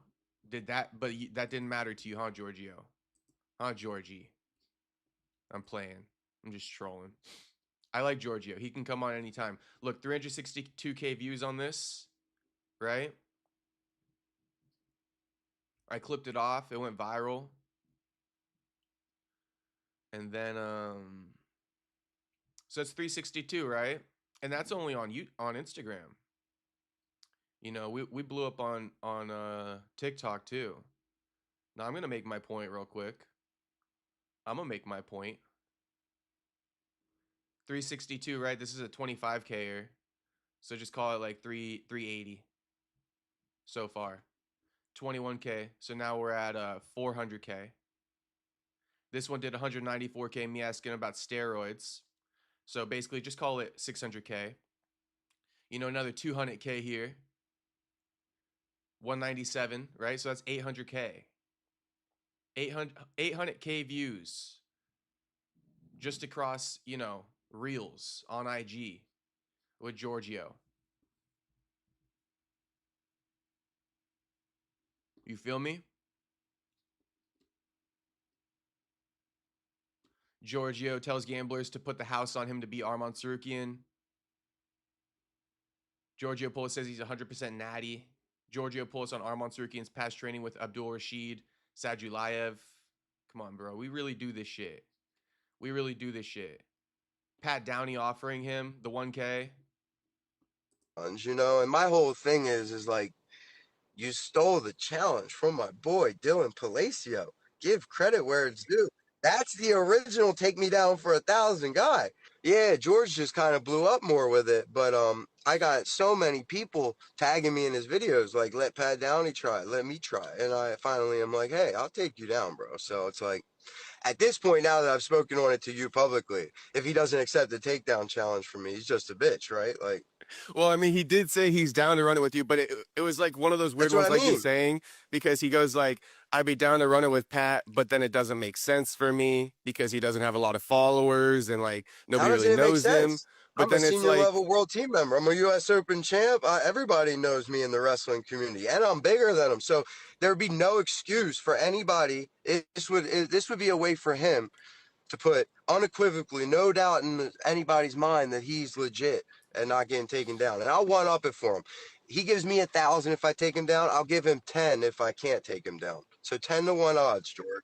10-1 odds, George. Now he's really a bitch. Now he's really a bitch if you don't accept. Why can't I do?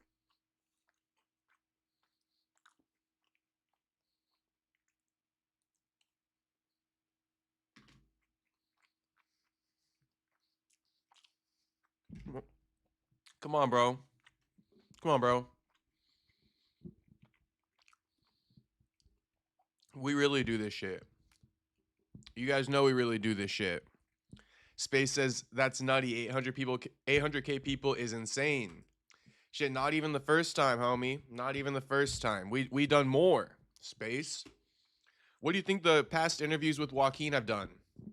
Like, you know, we've done like 1.5 milli across all socials and shit like that. You already know that, you know? The Strickland reel with the Strickland video with Joaquin did like 500K. You know that. You know? You guys know that? It ain't nothing. It ain't nothing. You know, it ain't nothing. Shit, I myself do 100K. You see it? You see it? Shit, you see it? I don't need nobody. Look, I don't need no man. 100K. All me. Shit, all me. 100K, all me. You know? What do you think I'm gonna do with the fighters and shit? But you know. 100K all me. That ain't the first time.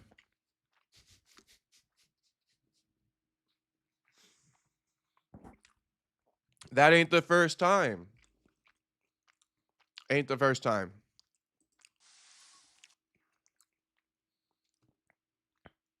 We gone mega viral, bro. I'm saying, you know, Ilia looks. We gone mega viral, bro. I got like, you know, more 100K views, all me. Space says I fuck with your interview skills. Shit, thank you, Space. I appreciate that. That's one of my favorite compliments, to be honest with you. If you guys like my interviewing, if you guys like my streams, it's the greatest compliment. So thank you. I need to get more interviews. I saw Tony said interview his brother about the Bachelor's Brawl. That's actually a great idea, Tony. Or shit, maybe if I could even find out about the brother-in-law, we can get the brother-in-law on. Franklin says 10-1 LMFAO. I know, isn't that crazy? And Giorgio didn't accept it. He just ghosted it again. Giorgio always ghosting it. Space goes, oh yeah, I'm already knowing the Buckley views is up. Yeah, the Buckley views is always up. Especially when he was fucking on that win streak. The views were going crazy. Excuse me. But even without the win streak and shit, all the interviews with Joaquin this year have done like crazy numbers. I'm basically the DJ Vlad of MMA. That's what you can look at me as. You know, I'm the Vlad of MMA. Interview the catering team from the bachelor's party. They probably got some juice. I know, Tony. Hey, Tony, I got a better one for you. Like I just said, the brother-in-law who got curb stomped. Ricky says, Perry don't need no man. Exactly. We don't need no man, homie. We don't need no man. That's one of the big differences. You know? And that's why it's like, if I fuck with you, then you know I really fuck with you because I don't need you. You feel me? I don't need you. I don't. In fact, the majority, like 90% of my income comes from me. You know, it doesn't even come from the fighters' interviews. So this is the dead honest truth. I really don't need them. But the ones I fuck with, I like to have them on. You know what I mean?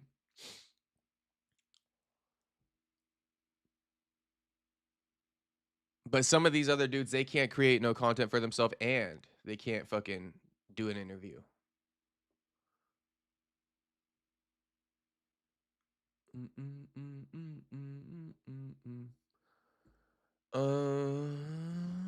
Shit, I'm chilling. I'm chilling. I'll probably be on here for another, I don't know, a little bit.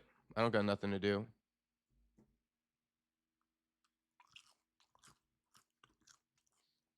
Oh yeah, I was gonna do a little doom scroll.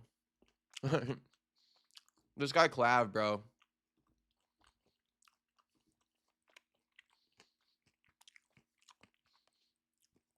Wait. Can we just do something for fun? Just to entertain? I want to know if I have the N-word pass.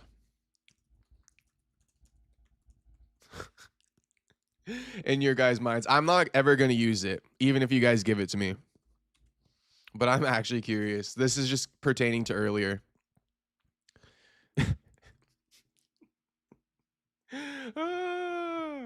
All right, let me know. Let me know. Do I have the N-word pass or not? All right. Because I was going to read out this tweet right here. I'm not actually going to do it. But this guy goes, N-word gonna be a trans girl by 2028.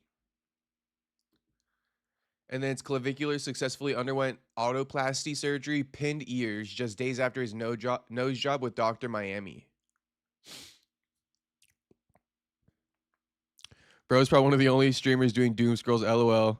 Space goes, and yeah, you got the N-word pass. Shit, if I get it from Space, that's the ultimate once again. Shout out to fucking Space. I do not plan on using it, but I love to hear it. You think I'm one of the only ones doom scrolling?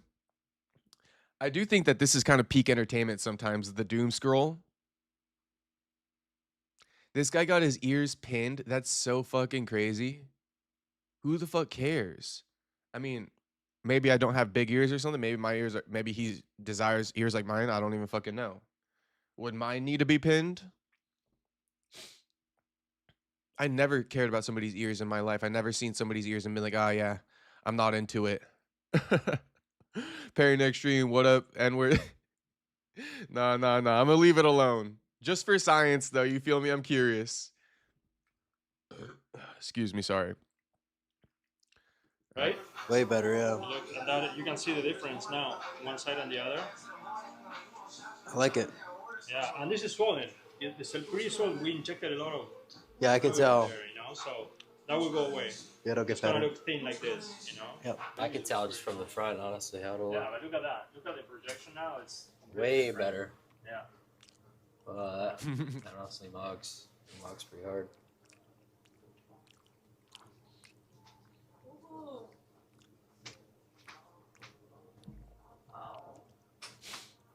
What? I'm so annoyed at you. For what? You didn't need this. Yeah, but I wanted it. It Well, looks so painful. could always That's look gonna hurt. better. You could always look better. Right. It does look painful and it is kind of gross, bro. I don't know. I'm a little bit grossed out, to be honest with you. And he's so feminine the way he like fixes his hair and shit. Honestly, the caption of this post is kind of accurate. I mean, maybe it's just like not necessarily the 100% truth. Like, I don't know if this dude's gonna become gay, right? Or like a female. But I mean, there's some truth in every joke, and I feel like that's a, you know, I like it. I like the sentence of this captioned post. His girl. She disgusted just like me. This looks maxing. Clav disgusts me now. Yeah, it's kind of disgusting. I'd love for Soda Pop's opinion. Soda Pop is the one who first put me on this dude. Grab your mirror. And we're gonna be a trans by 2028. I mean, bro. Even the headband is just like a goofy ass look. He just got a nose job and shit. They said he was gonna reverse Michael Jackson by 2027. Oh my gosh, bro. What does reverse Michael Jackson mean? Wait, can I be honest about something?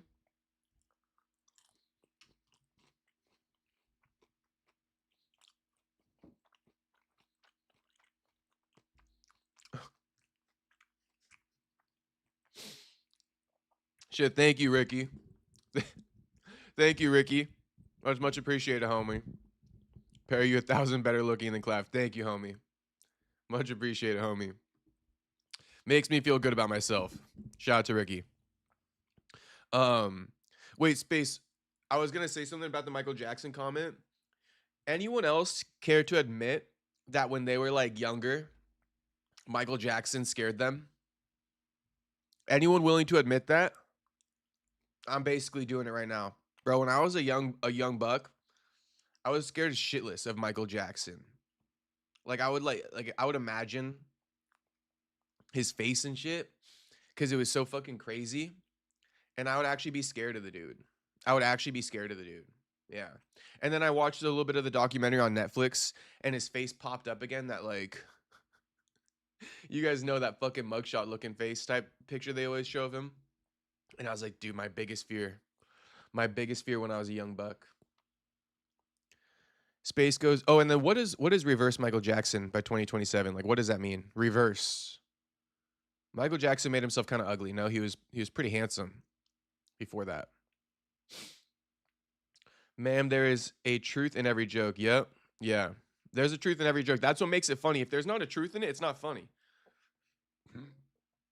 And like, you know, the steps Clav is taking is kind of like probably in pattern with the trans and shit. You know, like trans people be doing these small operations. Next thing you know, they're fucking, I couldn't even explain it to you. But he gonna need another nose job once my fist connects to his beak.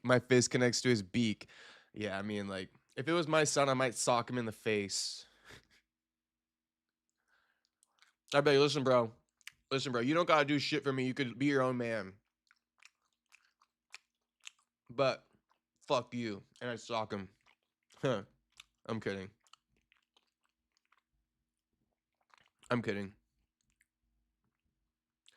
My son wouldn't do something like that. I'm already knowing my son would never do something like that. I would never under my watch. Never under my watch.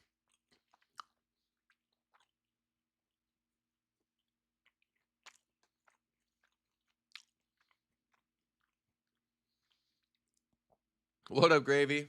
What's poppin', homie? Eric says he scared me more when he was black. No, when he was black, he was fine. Bro, that's when he looked like normal.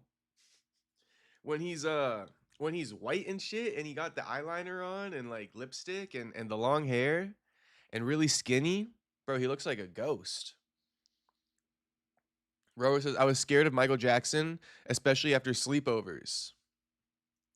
Damn. Yeah, I would like keep my, like, I'm just like fucking I'm sharing too much, but I'm actually being serious.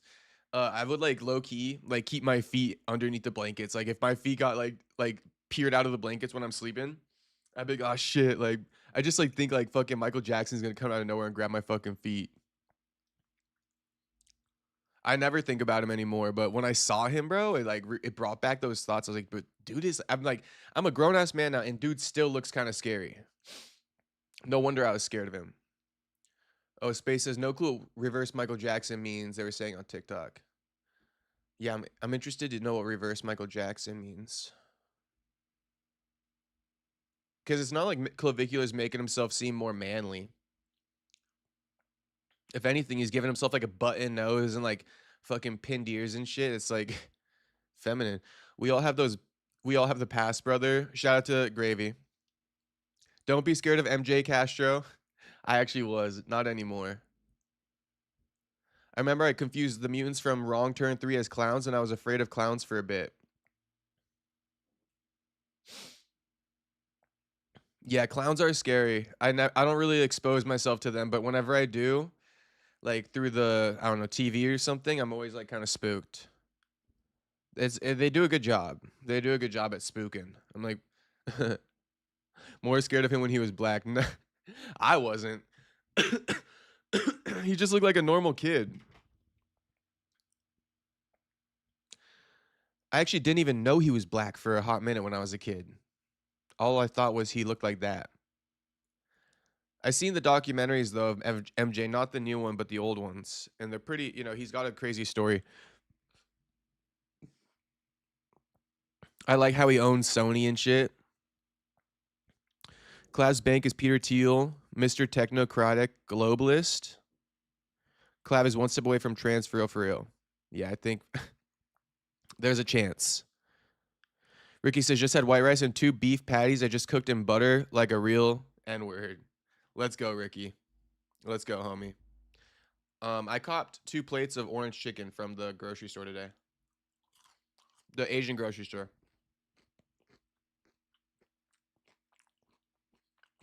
It's actually fire.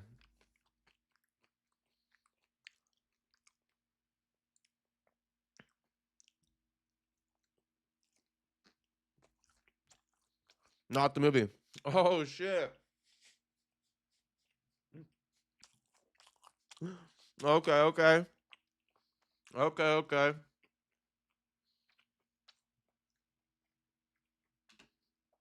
You guys see who it is?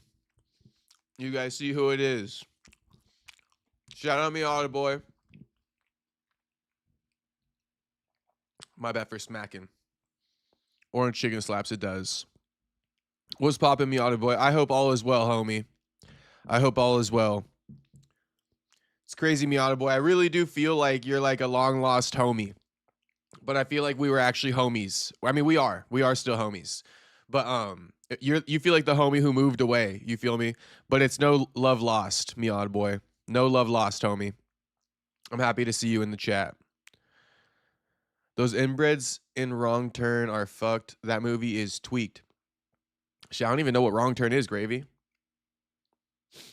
Reverse Michael Jackson means he's gonna go from white to black skin. Oh, well, I mean, you guys ever heard that Clavicular doesn't want to have sex with girls if they had sex with a black guy? People hate him for that. Space Kid says, you seen the movie? Well, maybe, but not the new one. Not the new movie. Only like the old shit.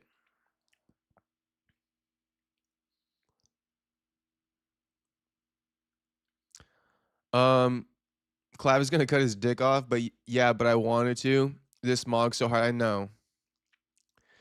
Hills of Ice type shit. Orange Chicken slash MJ's dad beat the shit out of all them kids. He did. His dad beat the fuck out of them. You got to go to live chat. Space. I'm not sure if you're in live chat.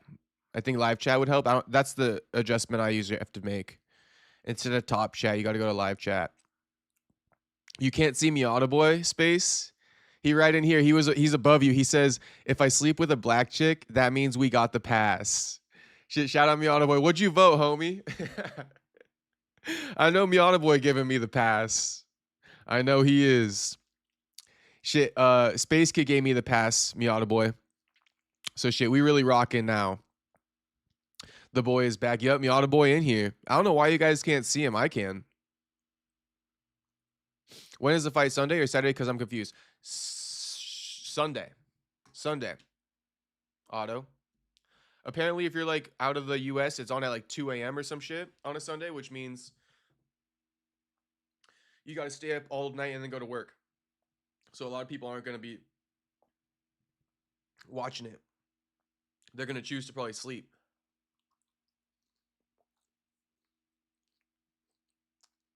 The boy is back. The boy is back.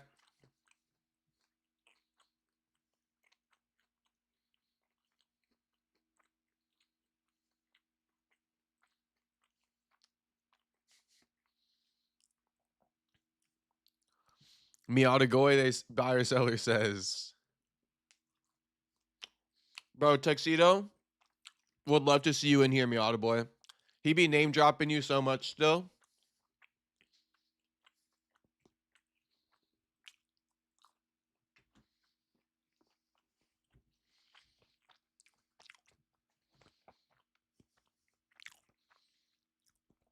Yeah, Miata boy in live chat.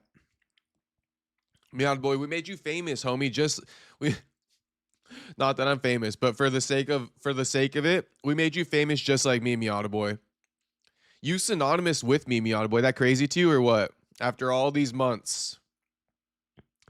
We made you famous, homie. Perry, search up wrong term mutants. Okay. Ricky says I smashed one of the hottest girls at my high school a bunch of the summers before senior year. I mean, that's dope. I do like that, Ricky. That's good shit. Hottest black girl. Hell yeah, homie. I mean, I respect it. What, was she older than you, or were you like, you guys same grade, or she's older than you, or what's the deal? Miata says my tires are black, so I can't be racist. Shit, my tires are black too. What's it called again? Wrong turn mutants. Hey, Miata boy, what do you think about me picking Gaethje, bro? After like, you know how I was like hating on Gaethje low key back in the day. Now I'm picking Gaethje to knock out Topuria round 4. I don't know if you've been seeing, but yeah.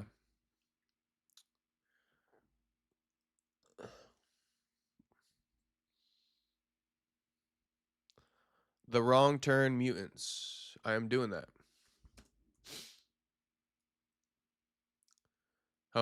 Wrong turn 2003 film. Oh yikes! Yeah, I'm not into this stuff, Tony. No, no scary movies for me. I actually get scared and shit. I just broke up with my ex a few months back. She was black. For East Coasters, also for the record, she was half black, light skin. Why you why you guys break up, Gravy?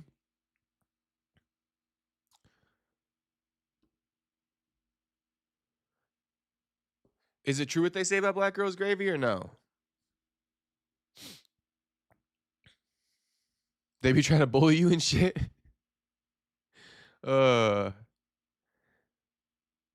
8 p.m. Eastern on Sunday and no prelims for East Coasters.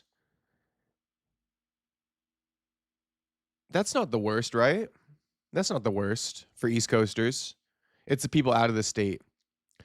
Ricky says she was the same grade. I got you. Buyer Seller says BRB. Shout out Buyer Seller. Spacekey says my boy Miata. Shout out Miata. Grabbing around 200 gallons of soil for wheat plants. Okay. Ricky smashing the teachers. No shit. Apparently, it was the baddest girl in his grade. Miata got the push and pull method. Don't watch Wrong Turn. Shit is fucked. I know. It took one look. What's poppin', Scott Snyder? Sam, I gotta be careful watching scary movies too close to nighttime. Yeah, facts though. Facts. I'm not one of those people who likes to watch scary movies for fun.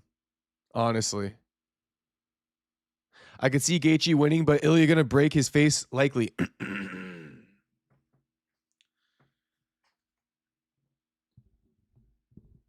Well, let's see, bro. Let's see. I'm rocking with Gaethje, bro. I'm rocking with Gaethje. And I don't care what nobody say.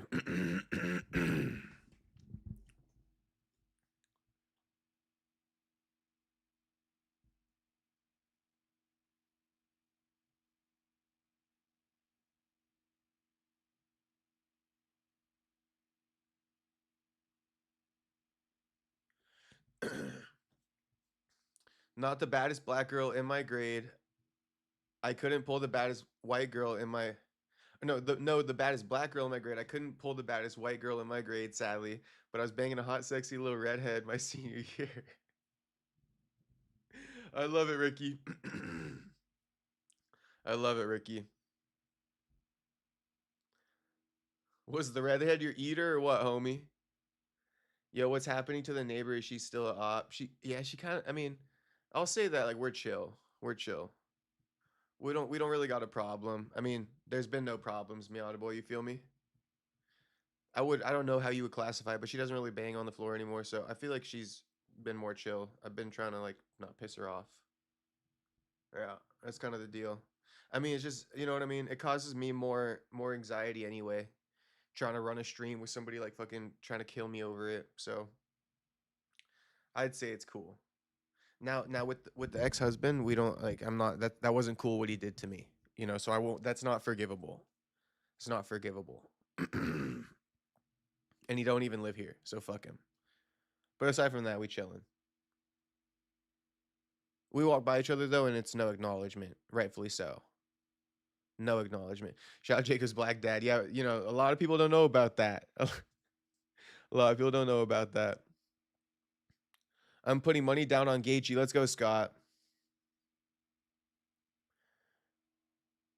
Gravy says, "Haha, yeah, we fought a lot. It was too much. I got you. I got you. Damn, that's crazy. I feel like they low-key gotta fix that, Gravy, huh? Black girls gotta fix that. They can't be too dominant and shit. That's, I mean, I don't even know. I'm just going off what people say. What did Buddy do? Oh, just that one time when he like fucking came knocking on my door, and then I was never menacing or threatening to him, but he tried to like up his anger on me to get some type of reaction or something. And I was like, bro, what the fuck are you trying to do? You know, like why would you do that to me? Like you know what I mean? If this goes south, like, but no, I didn't slime him out. But it's like if this goes south, you're getting slimed in like 0.5 seconds. So like I don't, and I'm not bringing you no animosity or aggression towards you. You know, I'm actually opening my door for you. You feel me? And then he just, when I opened the door, he was like, you know, trying to be sturdy with it. And I'm like, bro, you're not who, like, you know what I mean? I'm a grown ass fucking man, and you have nothing to me. Like I owe you no courtesy. It's out of the kindness of my heart. So, you know, at the end of the day, don't play with me. I'm not playing with you. And then, you know, tried to troll me a couple times coming up the stairs, like, oh hey. You know, trying to get a reaction, just straight ghosting and shit. So, you know, you gotta be careful with certain types of people. Can't give your reactions out that easily.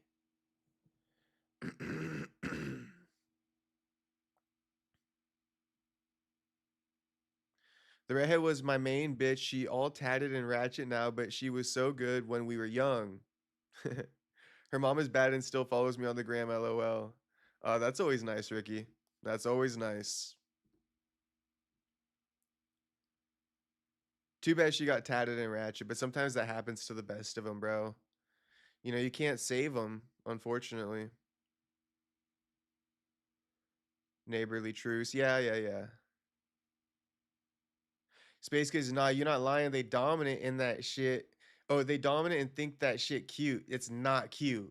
It's not cute, Space. I mean, I can just tell it's not cute. I don't want no girl, you know, pressing me. Bro, try pressing you? Yeah. In so many efforts. You can't really press me though, you know? So I wouldn't even classify it as that. I would just say, try to use like tone of voice against me. Scott says, no, let's not talk about that situation again. That's in the past. Yeah. We'll leave it alone. We'll leave it alone, Scott. Thank you, homie. We'll leave that shit alone. And then Space Kid's not gonna lie, bro would have got slime. Bro got sleeper build for sure. I mean, yeah, maybe people don't really know, huh? People don't really know. I do got a bit of a sleeper build, you could say. I don't know why. I wish it wasn't so. I wish it would be portrayed more through the shirt, but I know. Funny enough, I notice at the gym when I wear a t-shirt, like sometimes the young bucks will try to like I don't know, in a way, like try to like maybe squeeze in and get something I'm going for or something. But if I'm in there in the beater, people operate 5 feet away. Like they'll give me the courtesy to grab the weight. They're like, nah, this guy's just big in general. Like he gets the floor. Like I'll take the scraps. I'm like kind of exaggerating, but not really. Like if I got the tank on, I get a lot more like respect or like leverage in the gym. If I got the t-shirt on, the kids will just they'll try to like speed walk to the same piece of equipment as me. You feel me? Should have told him you trained UFC. Nah, I would always keep that shit a secret, bro, and just fuck them up. Jacob, real question, do you TKO in the streets? Shit, I would be TKOing in the streets. I mean, like, I would actually have to fully stop them. Miata boy. For me, if it's in the streets, I'm not just TKOing. I'm fully stopping, or someone's gonna have to take me off. But I'm fully stopping. Like I'm stopping them. to where like when I get up off of you, you know what I mean? I'm not worried about you coming back out of nowhere. Like I am stopping you. Yeah, so if I'm going like this ain't a TKO, right? But if I'm rear naked choking you, like I'm putting you out cold. Then I'm getting up off you and leaving. But I'm not just gonna choke you, let you tap, and then like get up off you. No, I'm putting you out. I'm not taking no risk. Now, I would be kind of scared. My biggest fear is knocking someone out and then their head hitting the concrete and like bleeding out and shit. So I wouldn't really go for like massive damage like that. If I dropped them and shit, I probably would just go choke them out real quick. That's probably what I would do. But my biggest fear is knocking someone the fuck out and like their head cracking on the cement. It's not even necessarily about me getting hurt. And then me going to jail for like fucking murder or something. That'd be crazy. Can't save these hoes. Yeah, you can't, Ricky. You know the deal. Space goes, bro, I say all the time, never let them get you out of character. Yeah, it's like, you know, what I got to gain out of that? It's like nothing. So it's like you're old as fuck, bro. Like, let's just, you know what I mean? If anything, I just gave Delulu. I was kind of like, bro, what the fuck are you talking to me for? Like, me and you are worlds apart, bro. Like, go fucking play with your daughter or something. You know what I mean? Go play with some toys or something. Like Rampage says, don't play with a man. Go play with some toys. Did Chimaev win? It's gonna be happening tomorrow, Anis, and I will be doing a live stream. You should tap in tomorrow to the live stream. I'm gonna show you guys for free on the Discord. Since some people are in here right now, let me take the time. I'll hook you guys up in advance for being in here. And once again, I'm just gonna say this. You can join my Discord or not. I really don't even use it too much, but I do use it to show you guys the RAF events. So you don't gotta cop the subscription. And the Discord always fills. You guys know this. The Discord always fills and people can't join.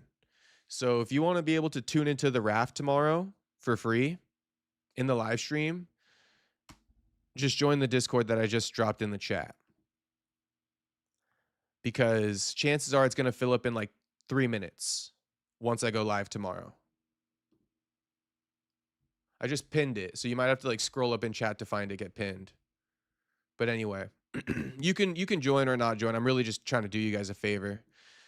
And, you know, it's a favor for also tapping into the live stream tomorrow. So that's my way of saying thank you in advance, I guess you could say. Juice says, bro, Space Kid Black, he gave us all the pass. Yeah, Space a real one. Space a real one. We love Space. Gravy says, definitely not cute. Yeah, the furthest thing from cute. In fact, it's like repulsive. Gotta wear fitted shirts. I'll take the scraps, LMAO. I forget what I said about I'll take the scraps.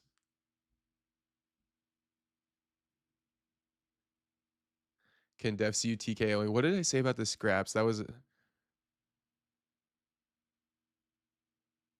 Oh, yeah, the scraps. Yeah, those boys when I'm wearing the wife beater at the gym, yeah, they will take the fucking scraps. They will take the scraps. For sure they will. But I swear, when I'm wearing like a regular tee, like a pump cover, so to speak, like no respect.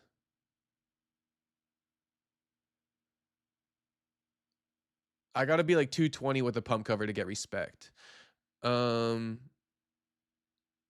no tapping outside the gym. Yeah, I wouldn't even accept it. Tap all you want. I will ignore it. Jacob versus Crit Mac. I'm stopping Crit Mac for damn sure. You don't want to pull Roger Jackson, exactly. Seen it quite a few times. The pavement is worse than the punch. You know what's crazy though is all the time when I see these knockout videos on Reels and shit, like people's heads bounce off the fucking cement and just nothing happens. I'm always astonished. I'm always like, damn, because it's like dead weight. The senior called me Mr. UFC my freshman year because I beat up a kid and he told me I was a good fighter but tried to give me advice and I was like, whatever, you're a skater pussy. Oh, I could tell how Ricky was back in the day a little bit based off that comment. Ricky seems like he was a fucking he was bout it. Ricky sounds like he was bout it.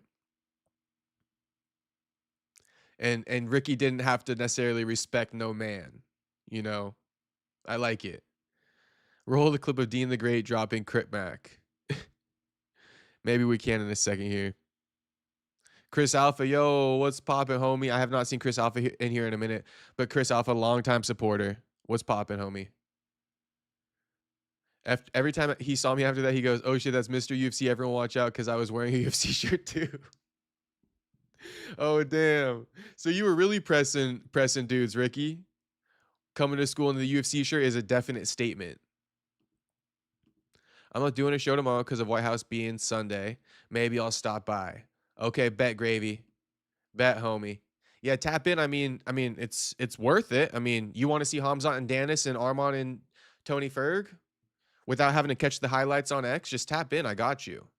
It's literally like a free gift for me tomorrow. All it is. Nia's in the booths. Was popping James Pond. We have Raph to hold us over until UFC. Yeah, we do. Fun fact, Jacob owns a black guy. He keeps him in the living room. I have a statue. I have two statues of black guys. One's a drummer and one is a guitar player. Chris Alpha says, "Join. Let's go, Chris Alpha. I'll see you tomorrow then. In the RAF 10 stream. Good shit, homie. That's my gift to you. So enjoy it. I mean, come on, we got to watch the full version tomorrow. Even big bodybuilders don't look good in a big t-shirt. You got to wear something that shows the gains. I know.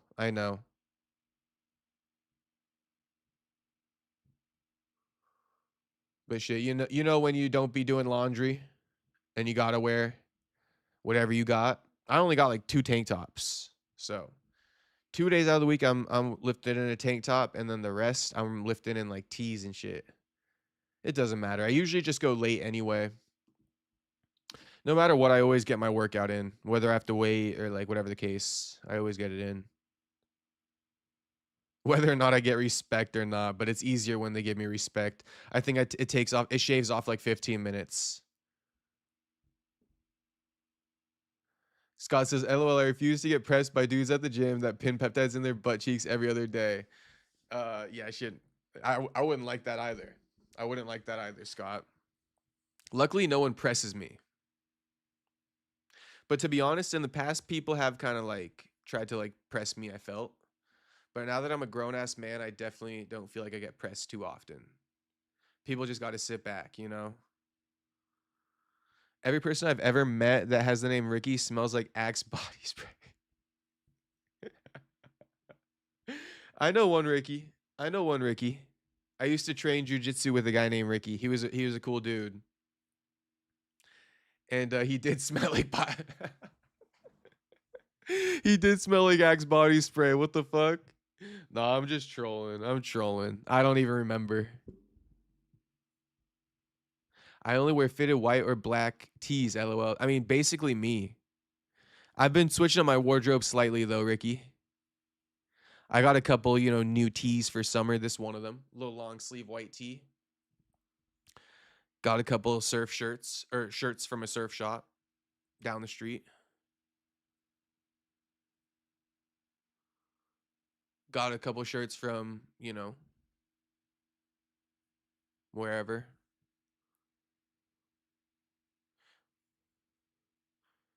Anyone fuck with the Uniqlo shirts?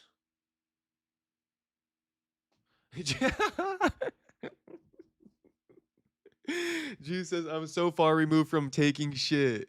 Yeah, I feel you, homie. I feel you. I feel you. The thing about me, I don't know why. I just really am genuinely. Now, it's crazy because I'm both. But it's like more often than not, I'm genuinely a pretty nice guy. I'm a pretty nice guy, man. I'm a pretty understanding dude. So like, call it taking shit, right? But sometimes, like, I don't know, I'm just an understanding dude. There's a lot of people with like more uptight personalities and like shit. I'm pretty laid back, so sometimes if I come across an uptight personality, I'm like, shit, bro, it means more to you than it does to me. You know what I mean? You'd be pressed about it. Like shit, I'm chilling. Not you, Jew, but I'm saying like the person who might quote unquote make me take shit or something. But yeah, I mean, if someone really tries to press me, I'm not having it. Definitely not having it. But you got to come with some disrespect. Ricky isn't my real name. Oh wait, Drew goes, if somebody is even slightly rude in public, I get ready to crash out. Yep. Yeah, it's about the context, right? I definitely have my moments where I'm ready to fucking crash out. Don't just be cool to me. Just be cool to me. That's usually what I say. Should just be cool to me, and I'm gonna be cool to you.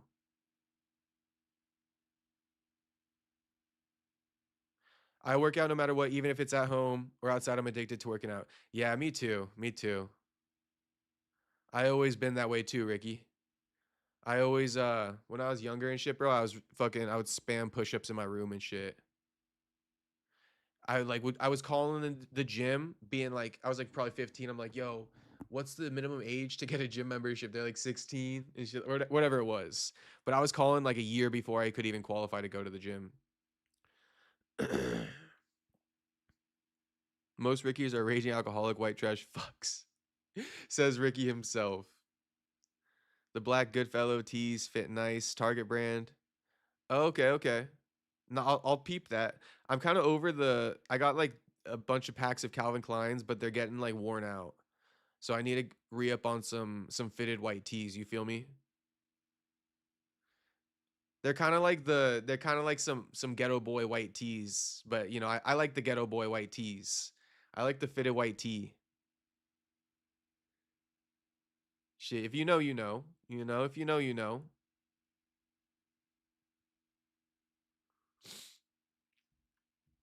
I'm up in the RPG, not gonna lie.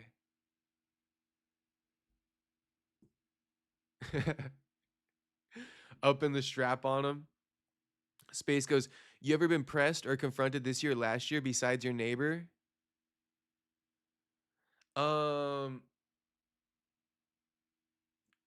Not really. Not really. Not really. Yeah. Not really. Crazy, right? But like I say, I'm pretty like respectful. I'm pretty nice dude. Gotta wear Space goes, the only thing about working out is clothes fitting ugly on you, TBH. No, it's super true. It's super true. I'm actually done putting on muscle. If you guys we've never had this conversation before. Gotta wear gym attire shit for the rest of your life, LOL. Yeah, low key to some degree. Or you gotta like you gotta like lose weight, which I kinda like. I feel like right now I've reached a better, like walking around for me at 200, it's like it's not bad, but it goes to what Space is saying, like the clothes don't fit as nicely. But when I'm walking around like 190 and below, the clothes fit a lot more nicely. I'm done putting on muscle. Like for the rest of my life, I'm pretty much done. Pretty much maxed out on like the muscle. You feel me? If I get any more, it's just not gonna be aesthetic. And I agree with Space. It's like, I fuck with the gym, but not to be like fucking crazy. You know what I'm saying? Like I like to be aesthetic is the word. I don't like my fucking big old ass and like some pants because I'd be squatting 3 plates. It's crazy. No diddy. It's like I'm good. I don't need to squat 3 plates. I'm chilling. I literally squat like a fucking plate. I did squat heavy for a little bit, but I put on all the muscle, so I'm good now.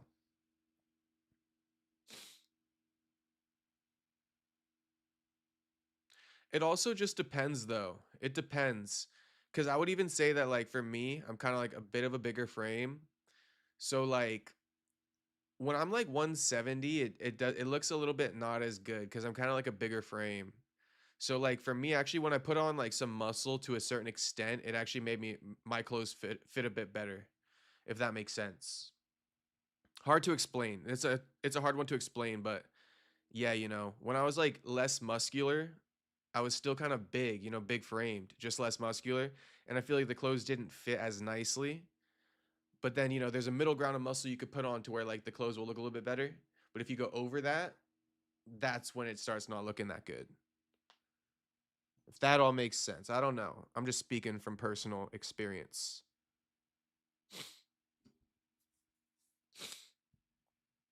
I was always insecure about being big. That's why. So I would try to like not be so big.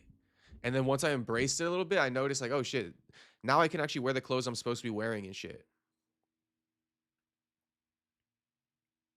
Like, for example, I was young, right? I was trying to like fit into like a large because I didn't want to be an XL. But then I realized, I'm like, bro, I should just wear the fucking XL and put on a couple pounds of muscle. And now I just rock XL and shit. All right, I'm done talking about that. I'm done talking about that. Hanes for white tees for me.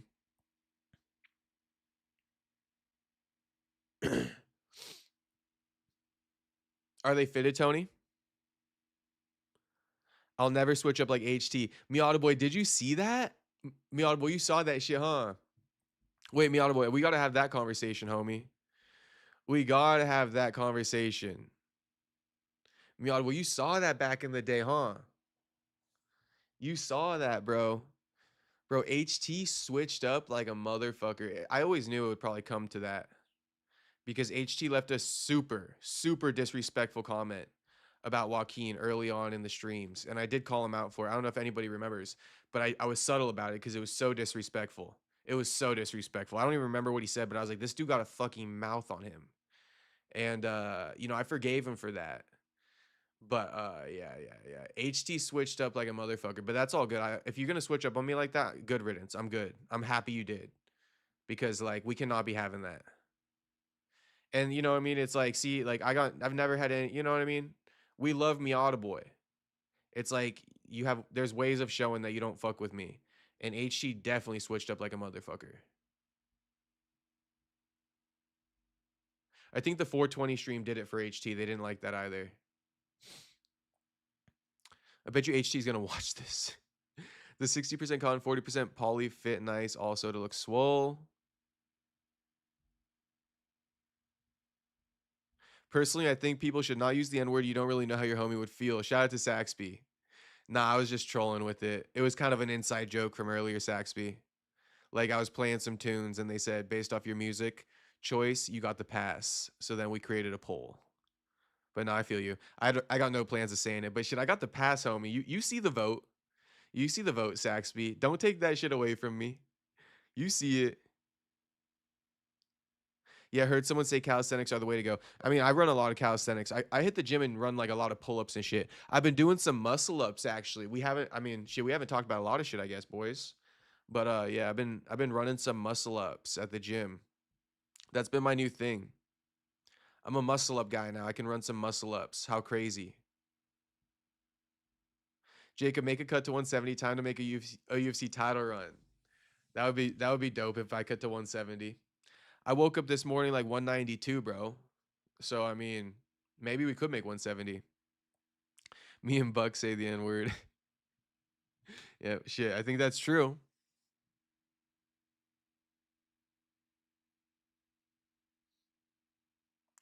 Okay, so Saxby goes, how do you do your split in the gym and how many days are you in the gym a week? I'd say 4 to 5, Saxby. I'd say 4 to 5 days a week I hit the gym. And I mean, I like a split like Monday, Tuesday, Wednesday. Or no, sorry. I like a split like Monday, Tuesday, maybe off Wednesday, Thursday, Friday, Saturday, off Sunday. That's actually a pretty good split I found in the past. Monday, Tuesday lift, off day Wednesday, Thursday, Friday, Saturday lift, off day Sunday. You know? Not a bad one, right? Not a bad one. But the way my split goes is usually like I don't really have a designated day, but I like to let my body parts recover. No diddy. So like let's just say, you know, taking aside what I previously had worked out, I'll start Monday with anything. It could be anything if we're not taking into consideration what I've already worked out previously. But obviously if I hit chest on Saturday, I'm not gonna hit chest on Monday, right? I'm gonna hit the thing I every time I hit the gym, I hit the thing that I hit longest ago. You guys feel me on that, right? So yeah, if I go to the gym, I'm gonna say, what's the longest thing ago that I hit? And I'm gonna be like, oh, I hit chest like the longest time ago. Okay, so I'm running chest today. So anyway, just start the week with whatever one you want to do. But my splits go as follow. Um, I mean, I'm kind of traditional. I like back by, I like chest try, I like shoulders, abs, calves, just as a little maintenance day type deal. And then I like legs. So it's you can hit all the body parts in 4 days. And then if you want, you can repeat on the fifth day if you want. So whatever you hit on Monday, you can hit again on Saturday. But just don't go too crazy. And obviously just like I'm giving you advice, but like if you're feeling sore, just give it the extra day or something like that. You can break the rules of that. That's not a steadfast habit, you know? But that's what I like to do. And why do I like the back by chest try?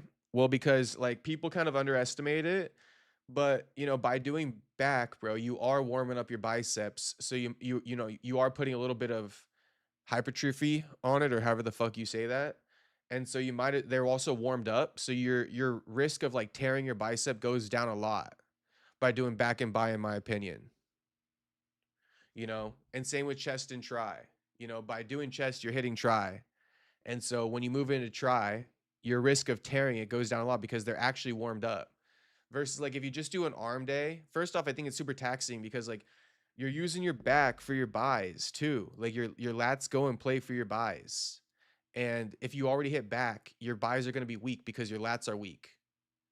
So, that's why I'm just saying I prefer like the whole, because people do like back, chest, legs, shoulders, arms. But for me, it's like, I don't really like that. I feel like you're kind of like cooking yourself that way. So, and then like obviously, right, based off what I just said, if you're doing back and try like a fucking, I don't know, you're just trying to be different or something. You're just trying to stand out with that one, just trying to do something different, something completely illogical and irrational. If you're doing back and try, it's like, bro, what the fuck are you doing? Your try isn't warmed up from doing back. So again, you're just increasing your chance of a tear or something like that. And the bicep tear is a super common one. So you just want to be a bit careful. Yeah. Yeah. And then too, when you do back, now your lats are fired up as well. So like you can actually hit good buys and your buys are warmed up. So yeah, that's what I say. You guys are going to get me to go on rants about this every time you ask about it.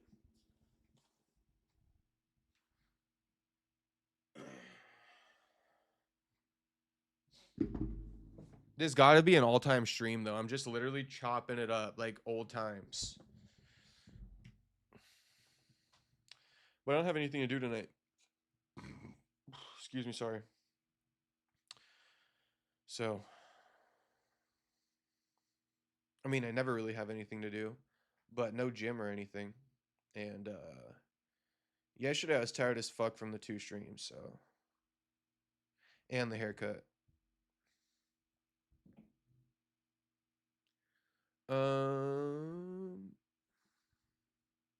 Saxby says, was it a racist comment about Buckley? I mean, I'm not even fully sure. What do you mean? I don't think anybody said anything bad about Buckley, about Joaquin. Joaquin, cool. Nobody said anything bad about Joaquin, I don't believe. Come on, you know I'll check that shit.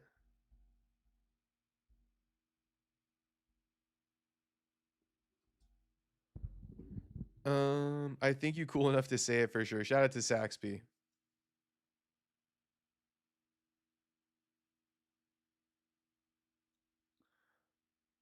Oh, Saxby goes, but I feel like you should never joke about some family and say the N-word how cool you are with your home on one day he will.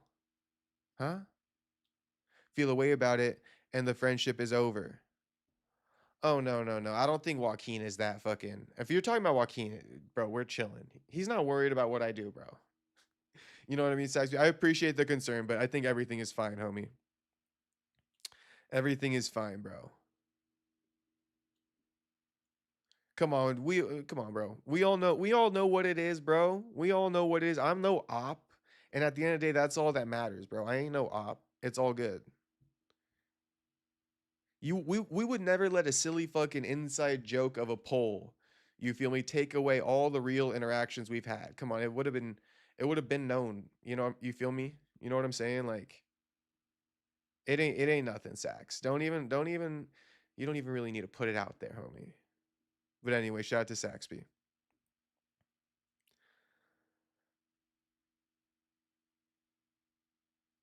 I am booking a spot for Buck on a high school wrestling practice. I got to help my boy out.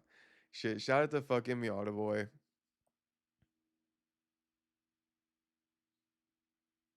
That's a great split. I'm trying to do every day because I know I will miss a couple days because of life. That's a nice split. Honestly, I will get to that when in form. Yeah, I think it's a good split, and it also gives you a couple free days out of the week. Jacob, thoughts on that dump truck Alex has? Sean about tuned, turned gay just looking at that shit. I know. I mean, okay, here's my genuine thoughts, Miata boy. Number one, Alex put on no real good weight for like this fight. It's all like in the belly and the ass. Like none in the arms, none in the thighs. He just has like no new muscle. It's all just like, belly fat and ass fat. And then also, it's like, I think that the Brazilians have psyoped the world into thinking that they all get BBLs. Clearly, it's genetic, and Alex Pereira got the genetics. So I don't think any of those girls from Brazil have BBLs anymore, like it's advertised. I think BBL is more so like aspirations to have that natural Brazilian butt, and the Brazilians got the butt genes. They got the genes for a big booty, and Alex Pereira sure as hell has it. But yeah, them girls in Brazil, it's all genetic. They don't, I'm convinced because Alex got one of the fattest asses in the UFC, if not the fattest ass in the UFC. Even though UFC press was good as you boys say, I will watch it later. This stream is better. Shout out to Saxby. Shout out to Saxby.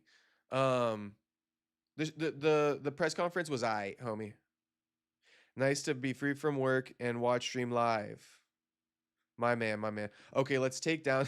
Saxby do got me tripping low key on the super low. I'm not tripping though, but we're taking down the poll. The joke was funny while it lasted, and like I said, I won't be saying the N word, so everybody chill.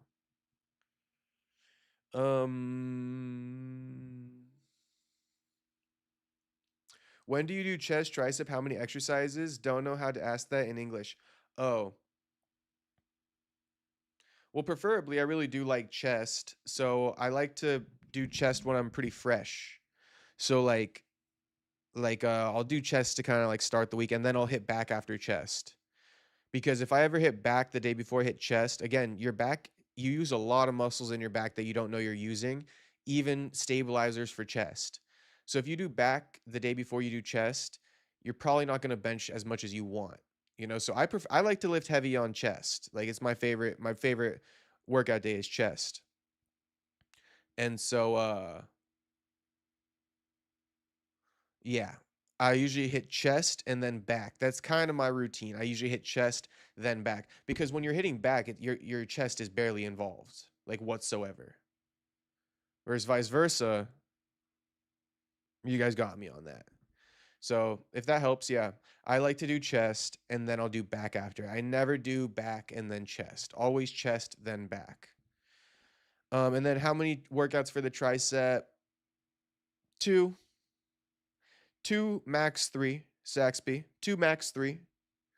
2 max 3. Just put in good work, homie. Just put in some good work.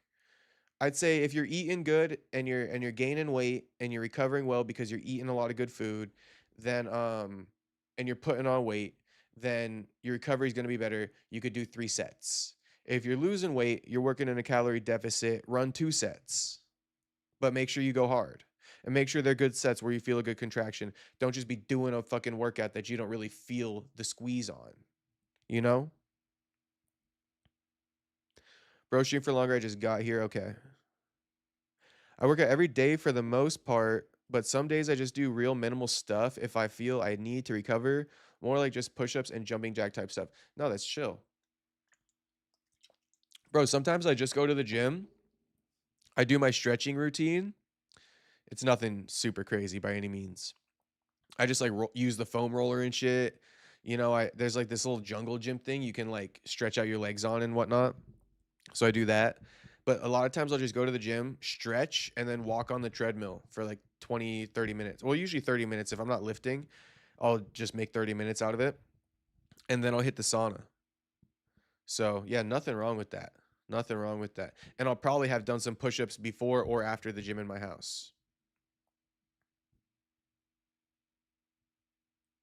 But yeah, when I be too consistent and I just feel tired, I'll just, you know, hit the gym, like just stretch there, no lifting, 30 minutes walking on the treadmill, you know, active recovery, and then 15 minutes in the sauna. The problem with the sauna is it does elevate your heart rate too high for too long and it takes away from your recovery. I'm just going to put that out there.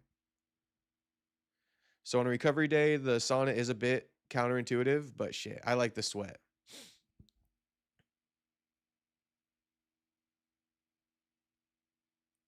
The best streams are when the chat loves the streamer and they talk about it. Shit.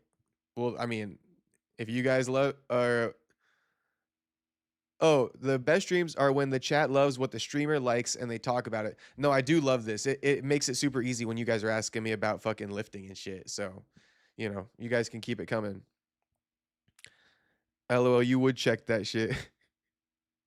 Yep. I don't even know what I checked, but I know shit. I know shit. Not the first time people are surprised at my knowledge. Oh, you mean I think Space gets talking about Pereira's ass. Yeah. I did check his ass. I did check Pereira's ass too. Bro, I thought the same shit. His movement looks restricted as fuck. Brazilians and Russians for sure. You think Russians got big asses, Space? Is that a thing? Double World says last chat. I know you told me stream for longer. I got you. Tony says, what was your dream physique when you started? Oh, that's a good question, bro. Honestly, okay, you guys want, I mean, honestly, I think this is a great physique right here. Maybe it's a bit too much for me, but Sam Solik before first. Wait, I think it's on his IG. Hang on. Let me pull up Sam Solik IG. This was a crazy physique. I mean, I'd be stoked if I had a physique like this.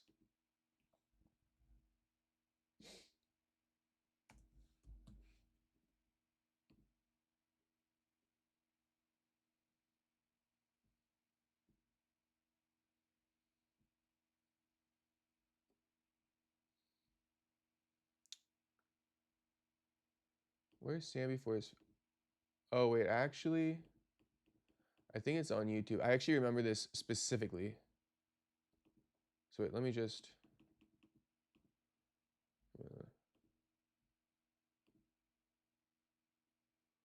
hold on. Sam Solik before first show.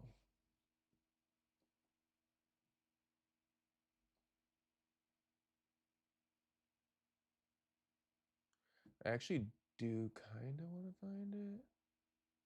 I mean, it was a crazy physique, bro.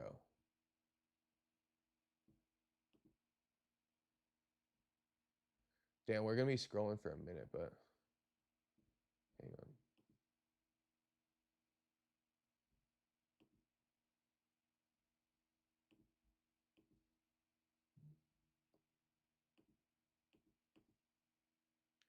Oh, here's where how he kind of looked. He looked pretty shredded here. I'm not gonna lie. This was 68 weeks ago.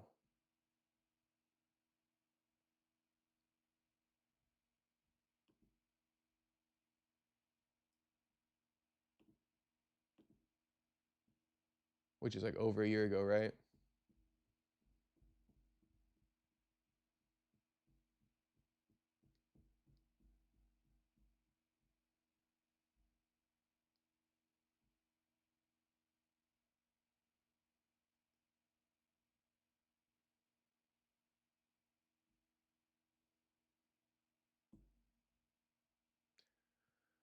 It was before the off season.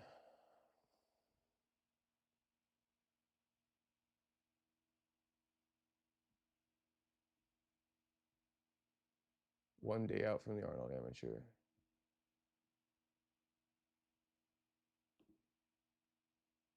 I don't even know why we're doing this, but we got nothing else to do.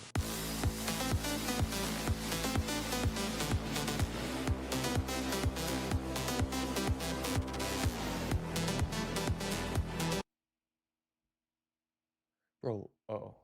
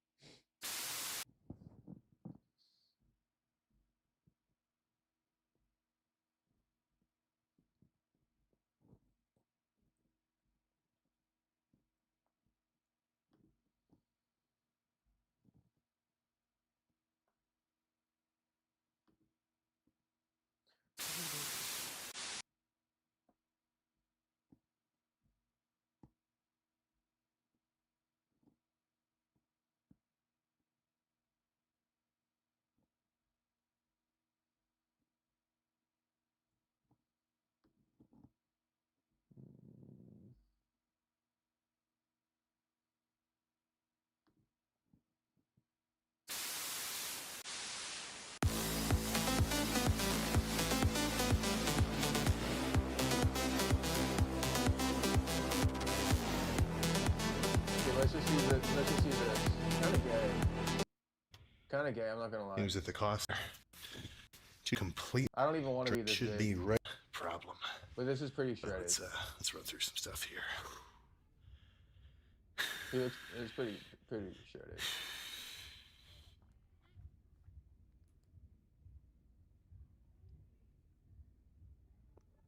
I don't want to be that big though. But this dude pretty shredded.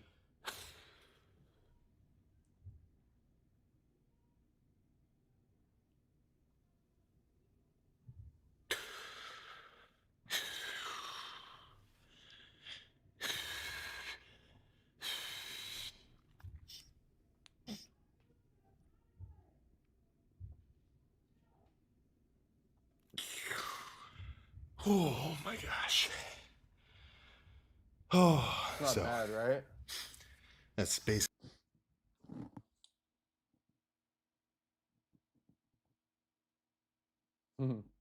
We have the N-word pass. I'm gonna speed through to get to the bottom. I'm gonna get this off because it's kind of gay.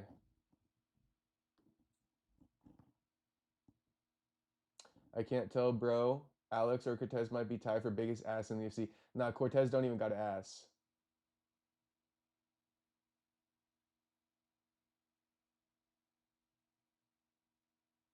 Oh, okay. Saxby, I got you. Sometimes we be talking about so much stuff, Saxby, I get confused. You say, no, the reason I brought up Buckley is because you guys were talking about a guy from chat, HT, that switched up on you and made rude Buckley comment.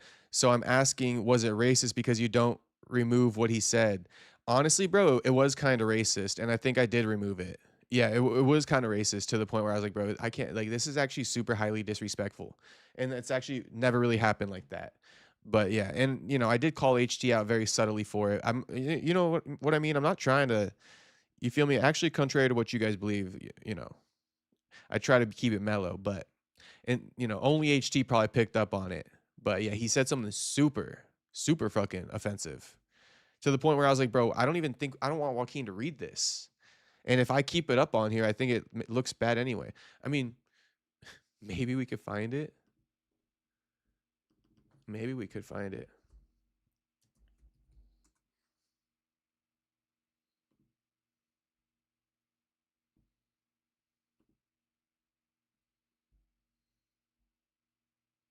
Let me take a piss, though. I really do got to pee. One moment.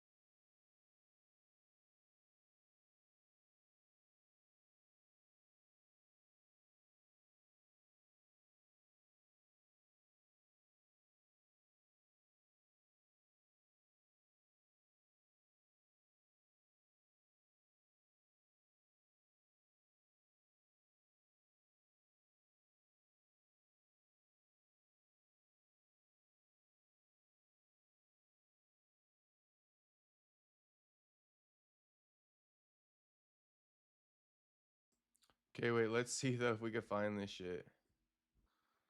We finna find that racist prick's comment. He's so high and mighty. Hold, hold on.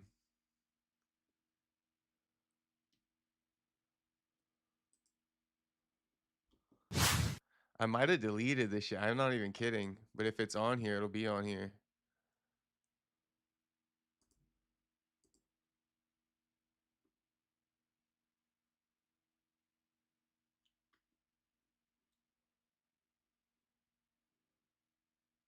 Not this one.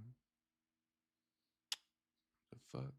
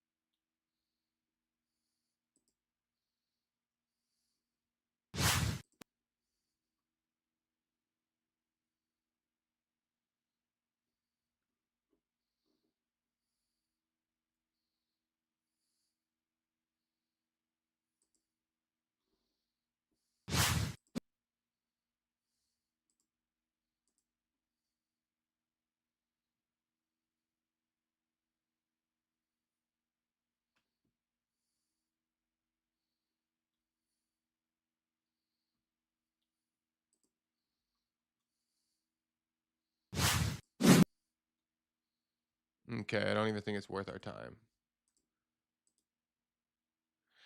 Fuck it. Fuck it. We're over it.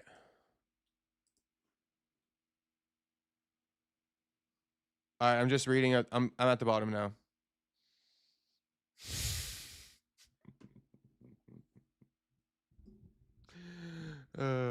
Okay, hold on. You guys are too fucking funny.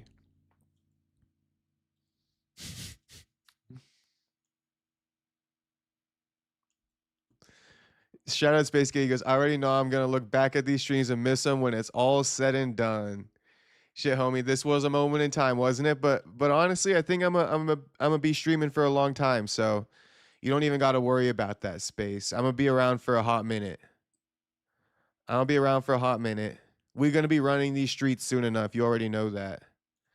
You already know that, homie. Too long to be pissing. I saw he clapping his neighbor real quick. Fucking Tony. And what HT say that was so bad? Something about Joaquin. Something about Joaquin and in relation to being black, bro. Something along those lines. I if I'm, I'm not mistaken. I know it's something related to that, or else it wouldn't be a big deal. What do you prefer, bro? Ass or tits or face? Oh, okay. So the cherry is tits. I'll go like face ass tits. I'll go like face ass tits in that order. Like if a girl got a really really nice ass and an ugly face, I'm chilling.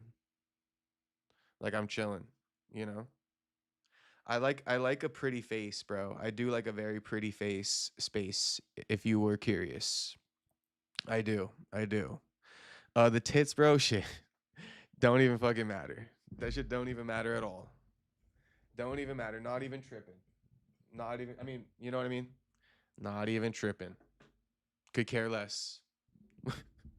What about you boys? What about you boys? Yeah, I would say, pretty face. Pretty face is first and foremost.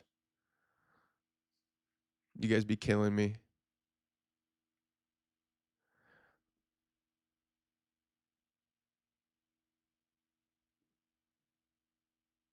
Bro, hearing this without watching it sounds crazy. I would never want to look like some roid raging F fag. Yeah, I don't really want to look that big.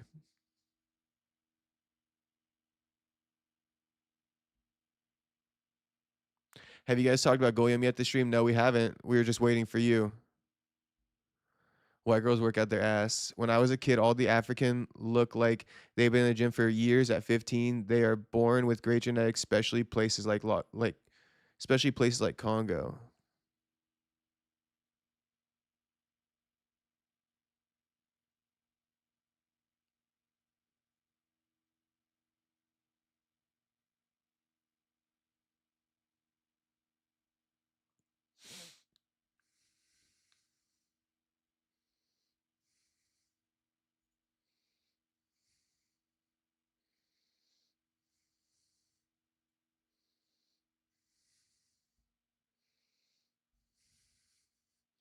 How did TC to handle all that ass from Cortez?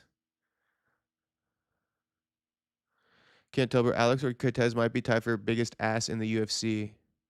I read that.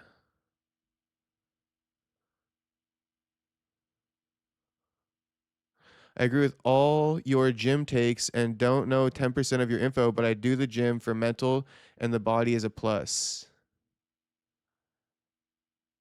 Yeah.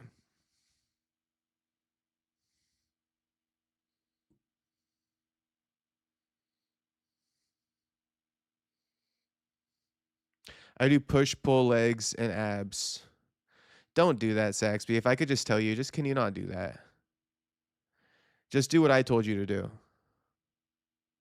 Africans have the best ass, brother. The cheeks have all the chicks have all perfect ass. Oh yeah, the girls. I was thinking about dudes for a second. I was like, bruh. When I was a kid, all the African. Oh yeah. Sorry, I'm just trying to get back in here. Yeah. So, what did you think of the press conference? It was okay. It was okay. Space says, for real? Yeah, homie. I'm gonna be around here for a hot minute, homie. Yeah, I ain't going nowhere, Space. I ain't going nowhere, homie. Shit ain't no way, bro. Shit just wipe me off this earth now, bro. If it's in my destiny, then if it's not in my destiny, wipe me off this earth fucking now, bro. I'm not capping when I say that type of shit. I'm gonna keep saying it. Actually, I probably won't keep saying it, but you guys know what I'm saying. Man, pretty face is way better. Yeah, bro. I mean, like, you could have no ass and no tits. If you're a very beautiful girl, shit, I'm into it. First and foremost, bro. Honestly, I think it'd be like face, maybe a little bit of style to her. You know, if she knows how to dress, then it's it's definitely a plus. I'll get bamboozled by a nice outfit, you know. Still have another beer. Thank God. Still keep eating too much food. Small tits, best bodies. Shout out to Franklin. Oh my God, you guys are killing me. You think Poton smashed Tracy on the plane? Because I heard there was crazy turbulence that flight. No. I'm going to say no. It's a crime. Perry, why aren't you talking about going more in your streams? Bro, come on. Come on. Ricky says push and pull separate is so gay. I don't like to criticize, but yeah, bro, don't be running no push-pull shit. Why the fuck would you be thinking about dudes? I know, my bad. Shit, I kind of want to spark up another bleezy.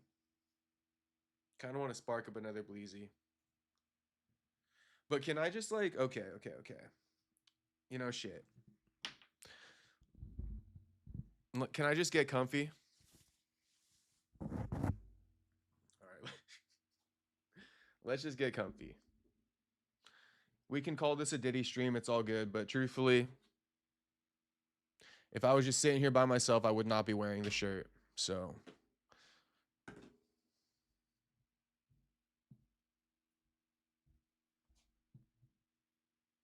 Partially because I'm going to ash all over myself.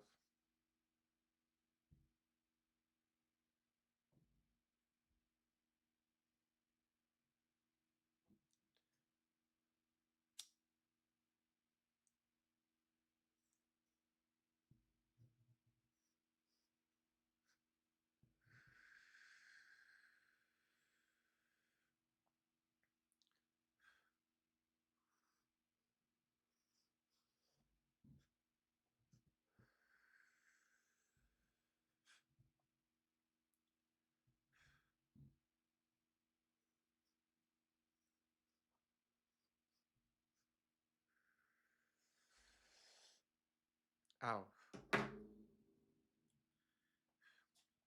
You guys know 607 Unk? He be smoking the roach for like an hour. That shit's hot as fuck though.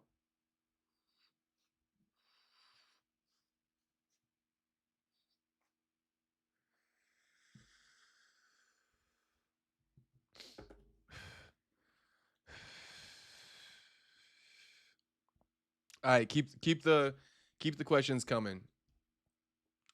Keep the questions coming. We're gonna play one tune. One tune while we keep the questions coming. Damn, that little roach got me. You're gonna need to told that with Twitter. I know it's already gone. Okay, one banger, one banger.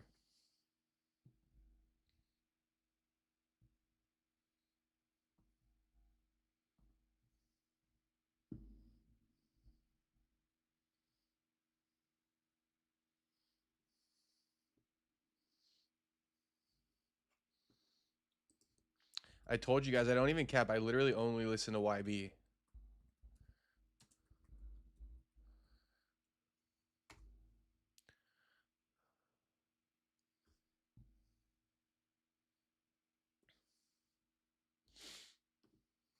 Okay, that's enough.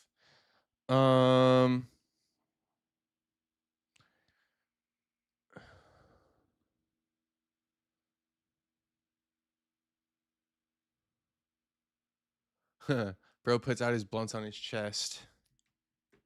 Yeah. No, we just had to take it off momentarily.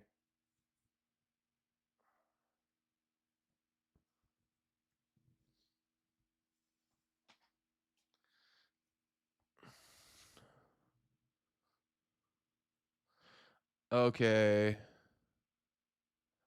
No, Double Worlds, I got no problem with you. That's what that black is on his chest. Not even a tattoo. Just scarring from years of putting out blunts on his chest. All right, shout out Shiloh. Space goes, what's your thoughts on dudes who use liquor to fuck with women? I be seeing that shit as no game. That's what it is. Space. I mean, you're right. You're right. If you use the liquor, it's kind of like no game.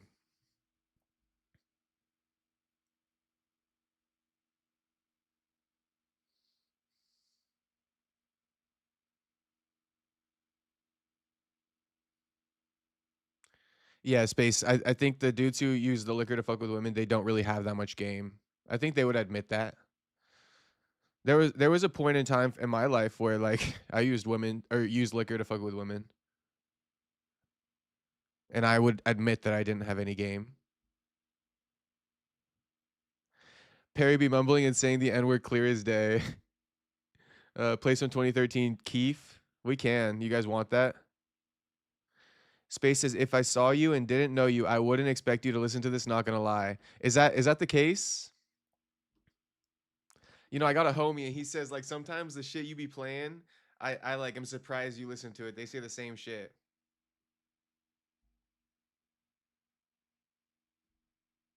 So I think yeah, but I don't know, I just be on demon time. Double says, bro, then explain why you seem so hatred for me. No, I don't, bro. I don't got no hatred for you. Thought I was crazy. No, you're not crazy. You're not crazy, Space. That's the exact case. I'm just drinking by myself. I'm gonna start using that, putting out blood on your chest. I'm just seeing it way more normalized now. Yeah. I mean, if that's how you do it, but it's like you're kind of fucked, right? If you can't have game when you're sober, so to speak, I mean, it's kind of like you don't really know what you're doing. It's just kind of happening.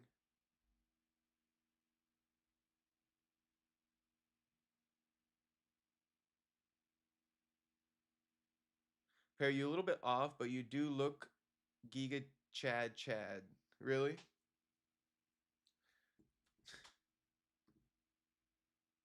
Probably am a little bit off, aren't I?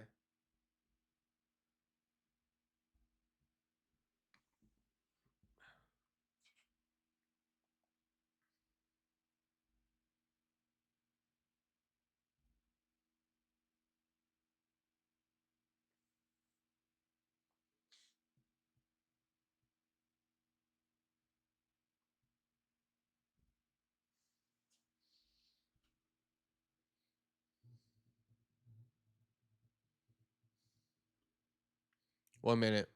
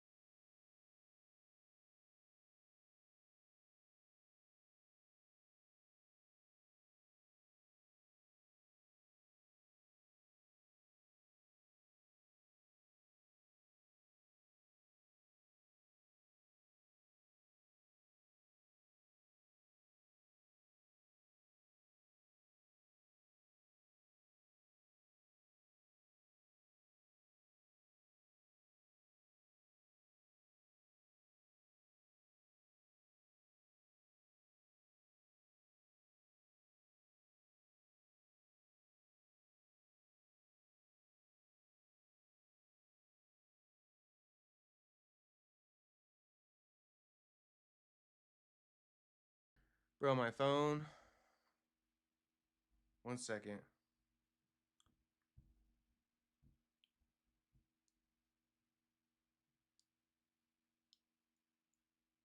I need to get a new phone.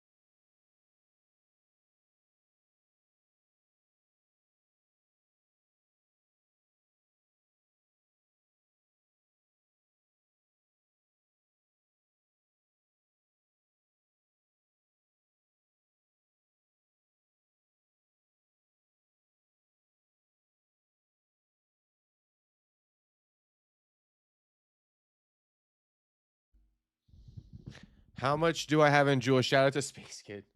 You boys be gassing me up. I be the Clark Kent. Let me see here. How many jewels do I got? Let me see. Is there a way to find out? Gifts maybe? Hold up.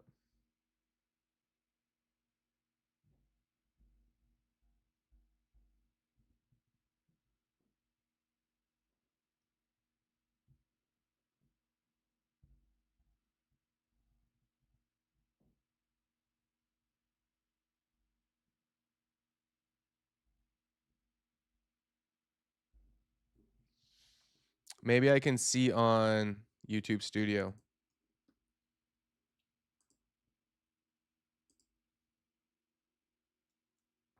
I'm gonna get off here in a minute though. I think we've been live long enough. But let me see. Can't be a crazy amount.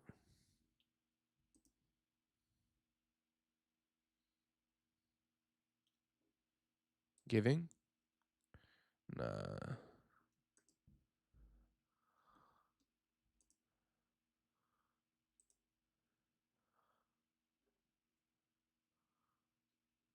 Yeah, I can't even tell. Let me Google it. How do I see how many jewels I have on YouTube?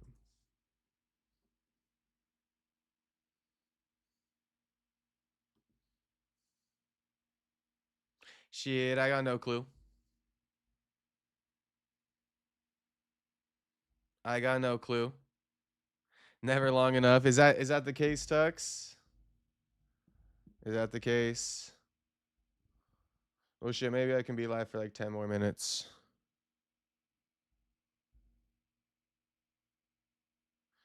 But really, thoughts on prayer, BBL. Shit, I answered that already, Tux. I answered it, homie.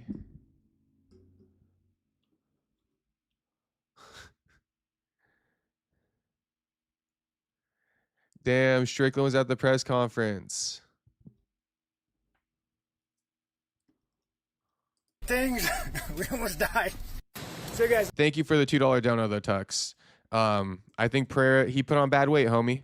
I can only say it so many times. I think Prayer put on bad weight.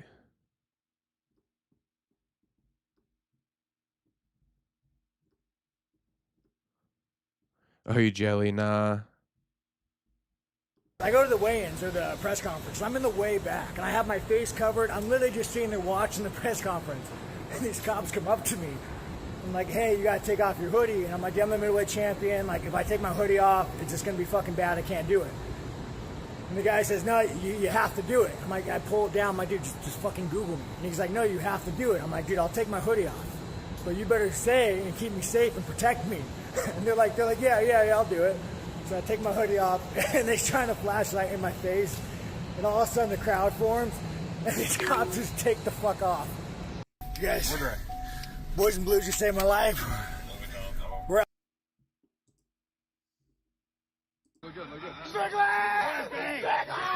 Come ban me that fucking pedophile.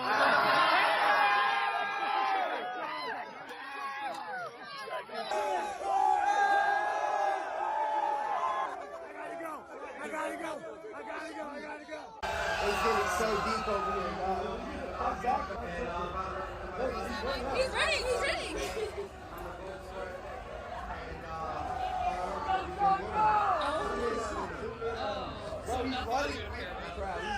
Oh my God, they're chasing him.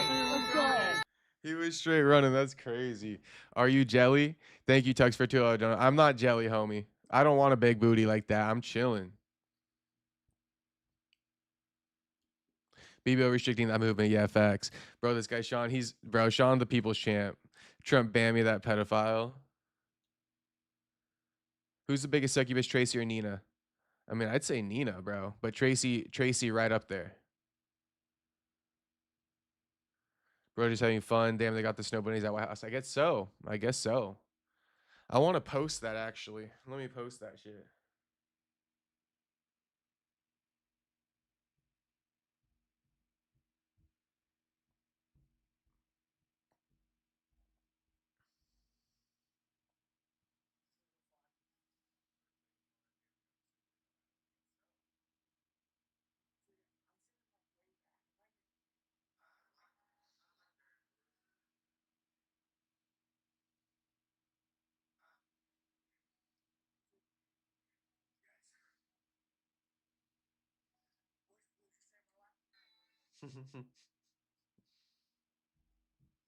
Sean really did get his life saved.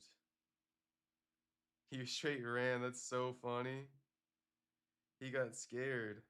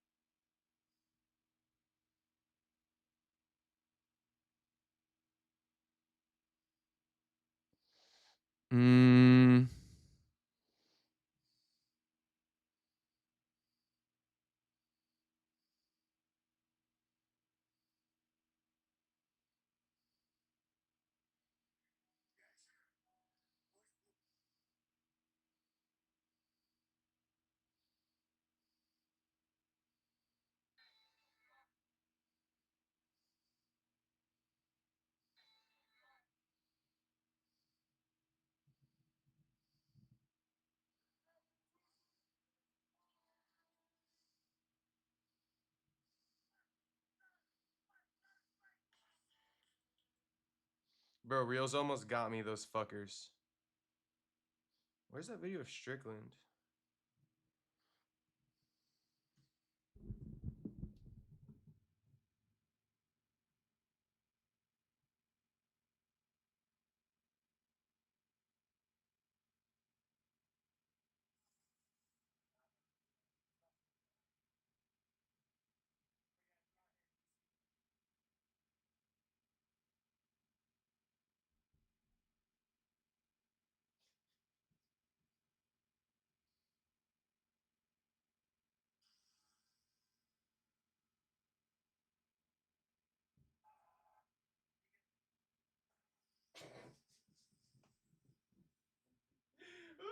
Wait.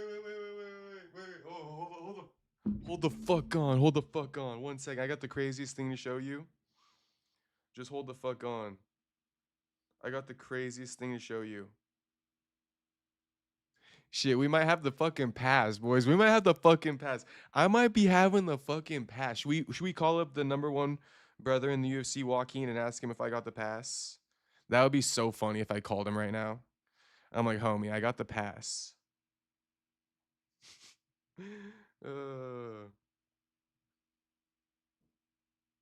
Hang on, sorry. 1 second, 1 second. I'm so frazzled at the moment. Just give me a fucking moment.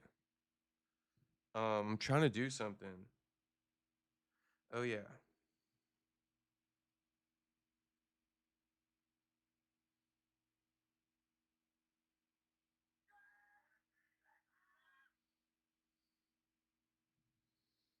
Hang on. You guys want to see something hilarious? Wait. Hold up. Wait. Read the caption. MA Guru just said the N-word. Cancel him now. Wait, and then let me just say, Tuxedo, thank you for the other $2 donut, homie. You said, nah, look how big John got at White House, and he did great.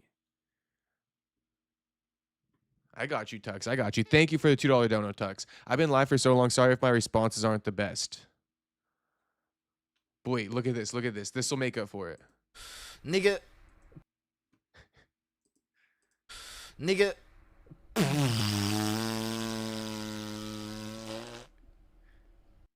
Nigga.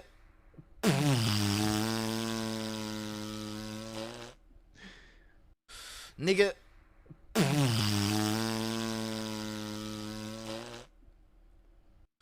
Nigga.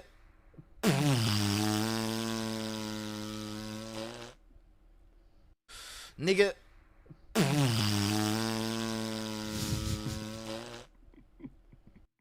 Nigga.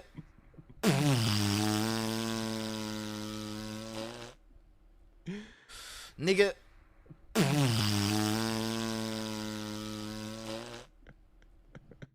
Nigga.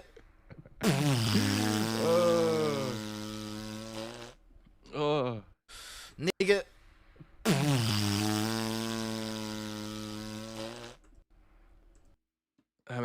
I'm actually deceased, bro. And then no at heavyweight, John at heavyweight. I know I got you, Tux. I got you. John at heavyweight looked good, and he gained it all in his belly too. You are correct with that. LMAO, I saw that. Spacey goes, wow. Tux goes, wait, are you part black? Did you do 23andMe? No, I'm not part black. It's just a joke. Wait, Tuxedo, did you see that Miata boy came back for a little bit tonight? The homeboy Miata was in here. He finally let one rip. He had a good run. Tony says I clipped it with the chat going wild. Happens to all big streamers, Tux says. At least it wasn't the hard R. Yeah. I don't think it's a big deal, right? Shit seemed like an accident to me. You guys do be dropping the N-word like crazy in chat. Luckily, I never slipped yet. I'm with Guru on this one. He says it, we say it. Shit, we for sure got the pass now. If we didn't have the pass before, we got it now. If Guru says it, shit. Come on now. I gotta say it. I'm playing. I'm fucking playing.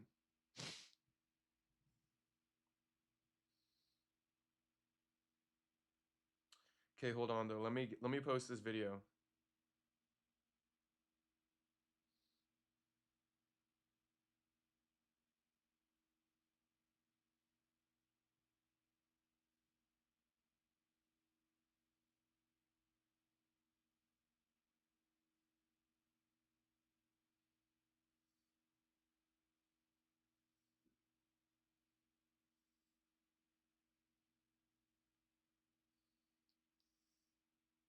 Bro, this Strickland pulling up here is pure cinema.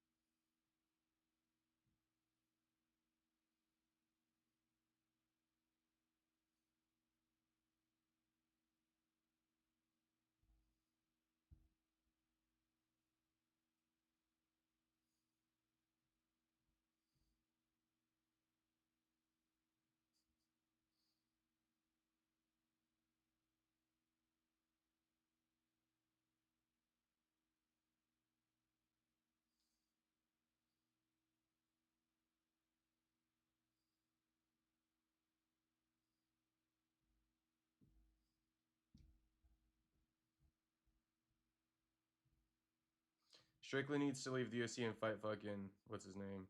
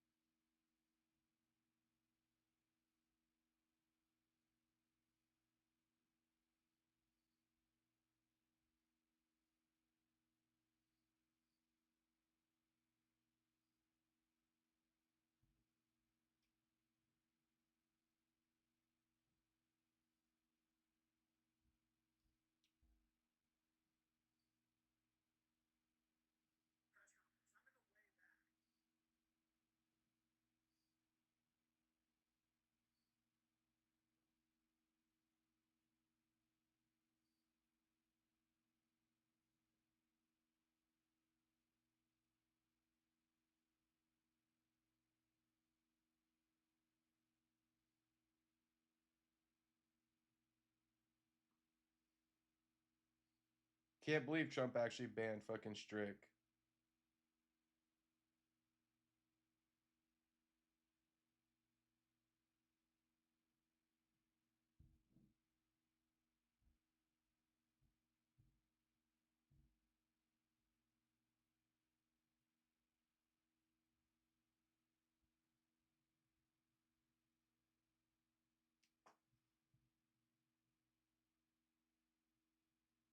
Quit swiping grinder, we see you.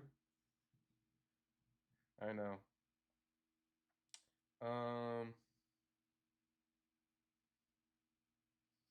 like squeezing in a couple grinder swipes in between.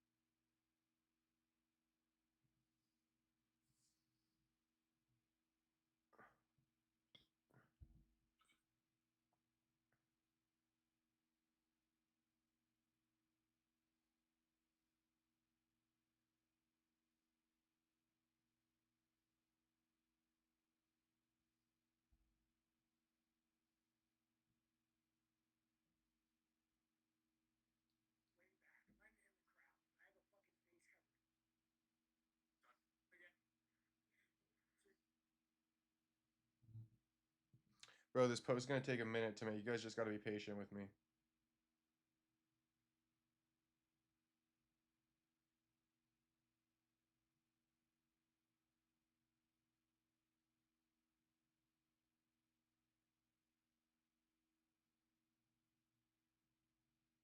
This is literally what I be doing though.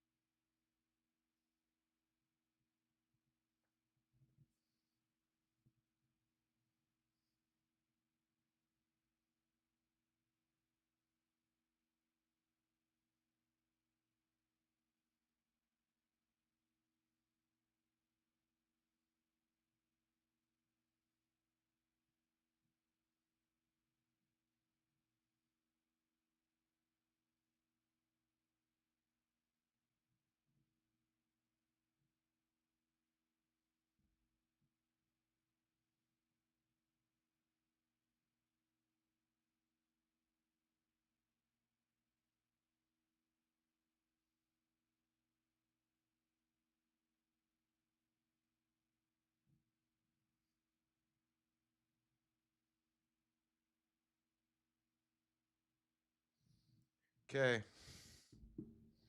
What's your thoughts on Guru? I like him. I like him. I like him. To be honest with you, I got less hate for him than, or I got more like than hate for him.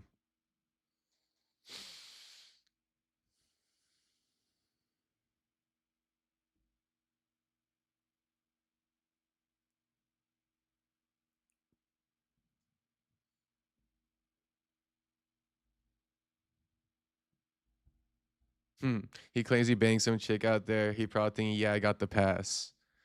Shit, who be watching me right now? Shit, no one. No one be watching. But shout out to you guys who are watching.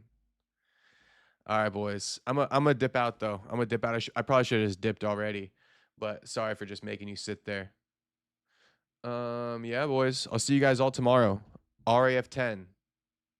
Let's tap in for RAF 10 tomorrow. All right, boys. Peace out. Peace out. Much love to all you boys. I'll see you guys. 4-hour stream. Peace, peace.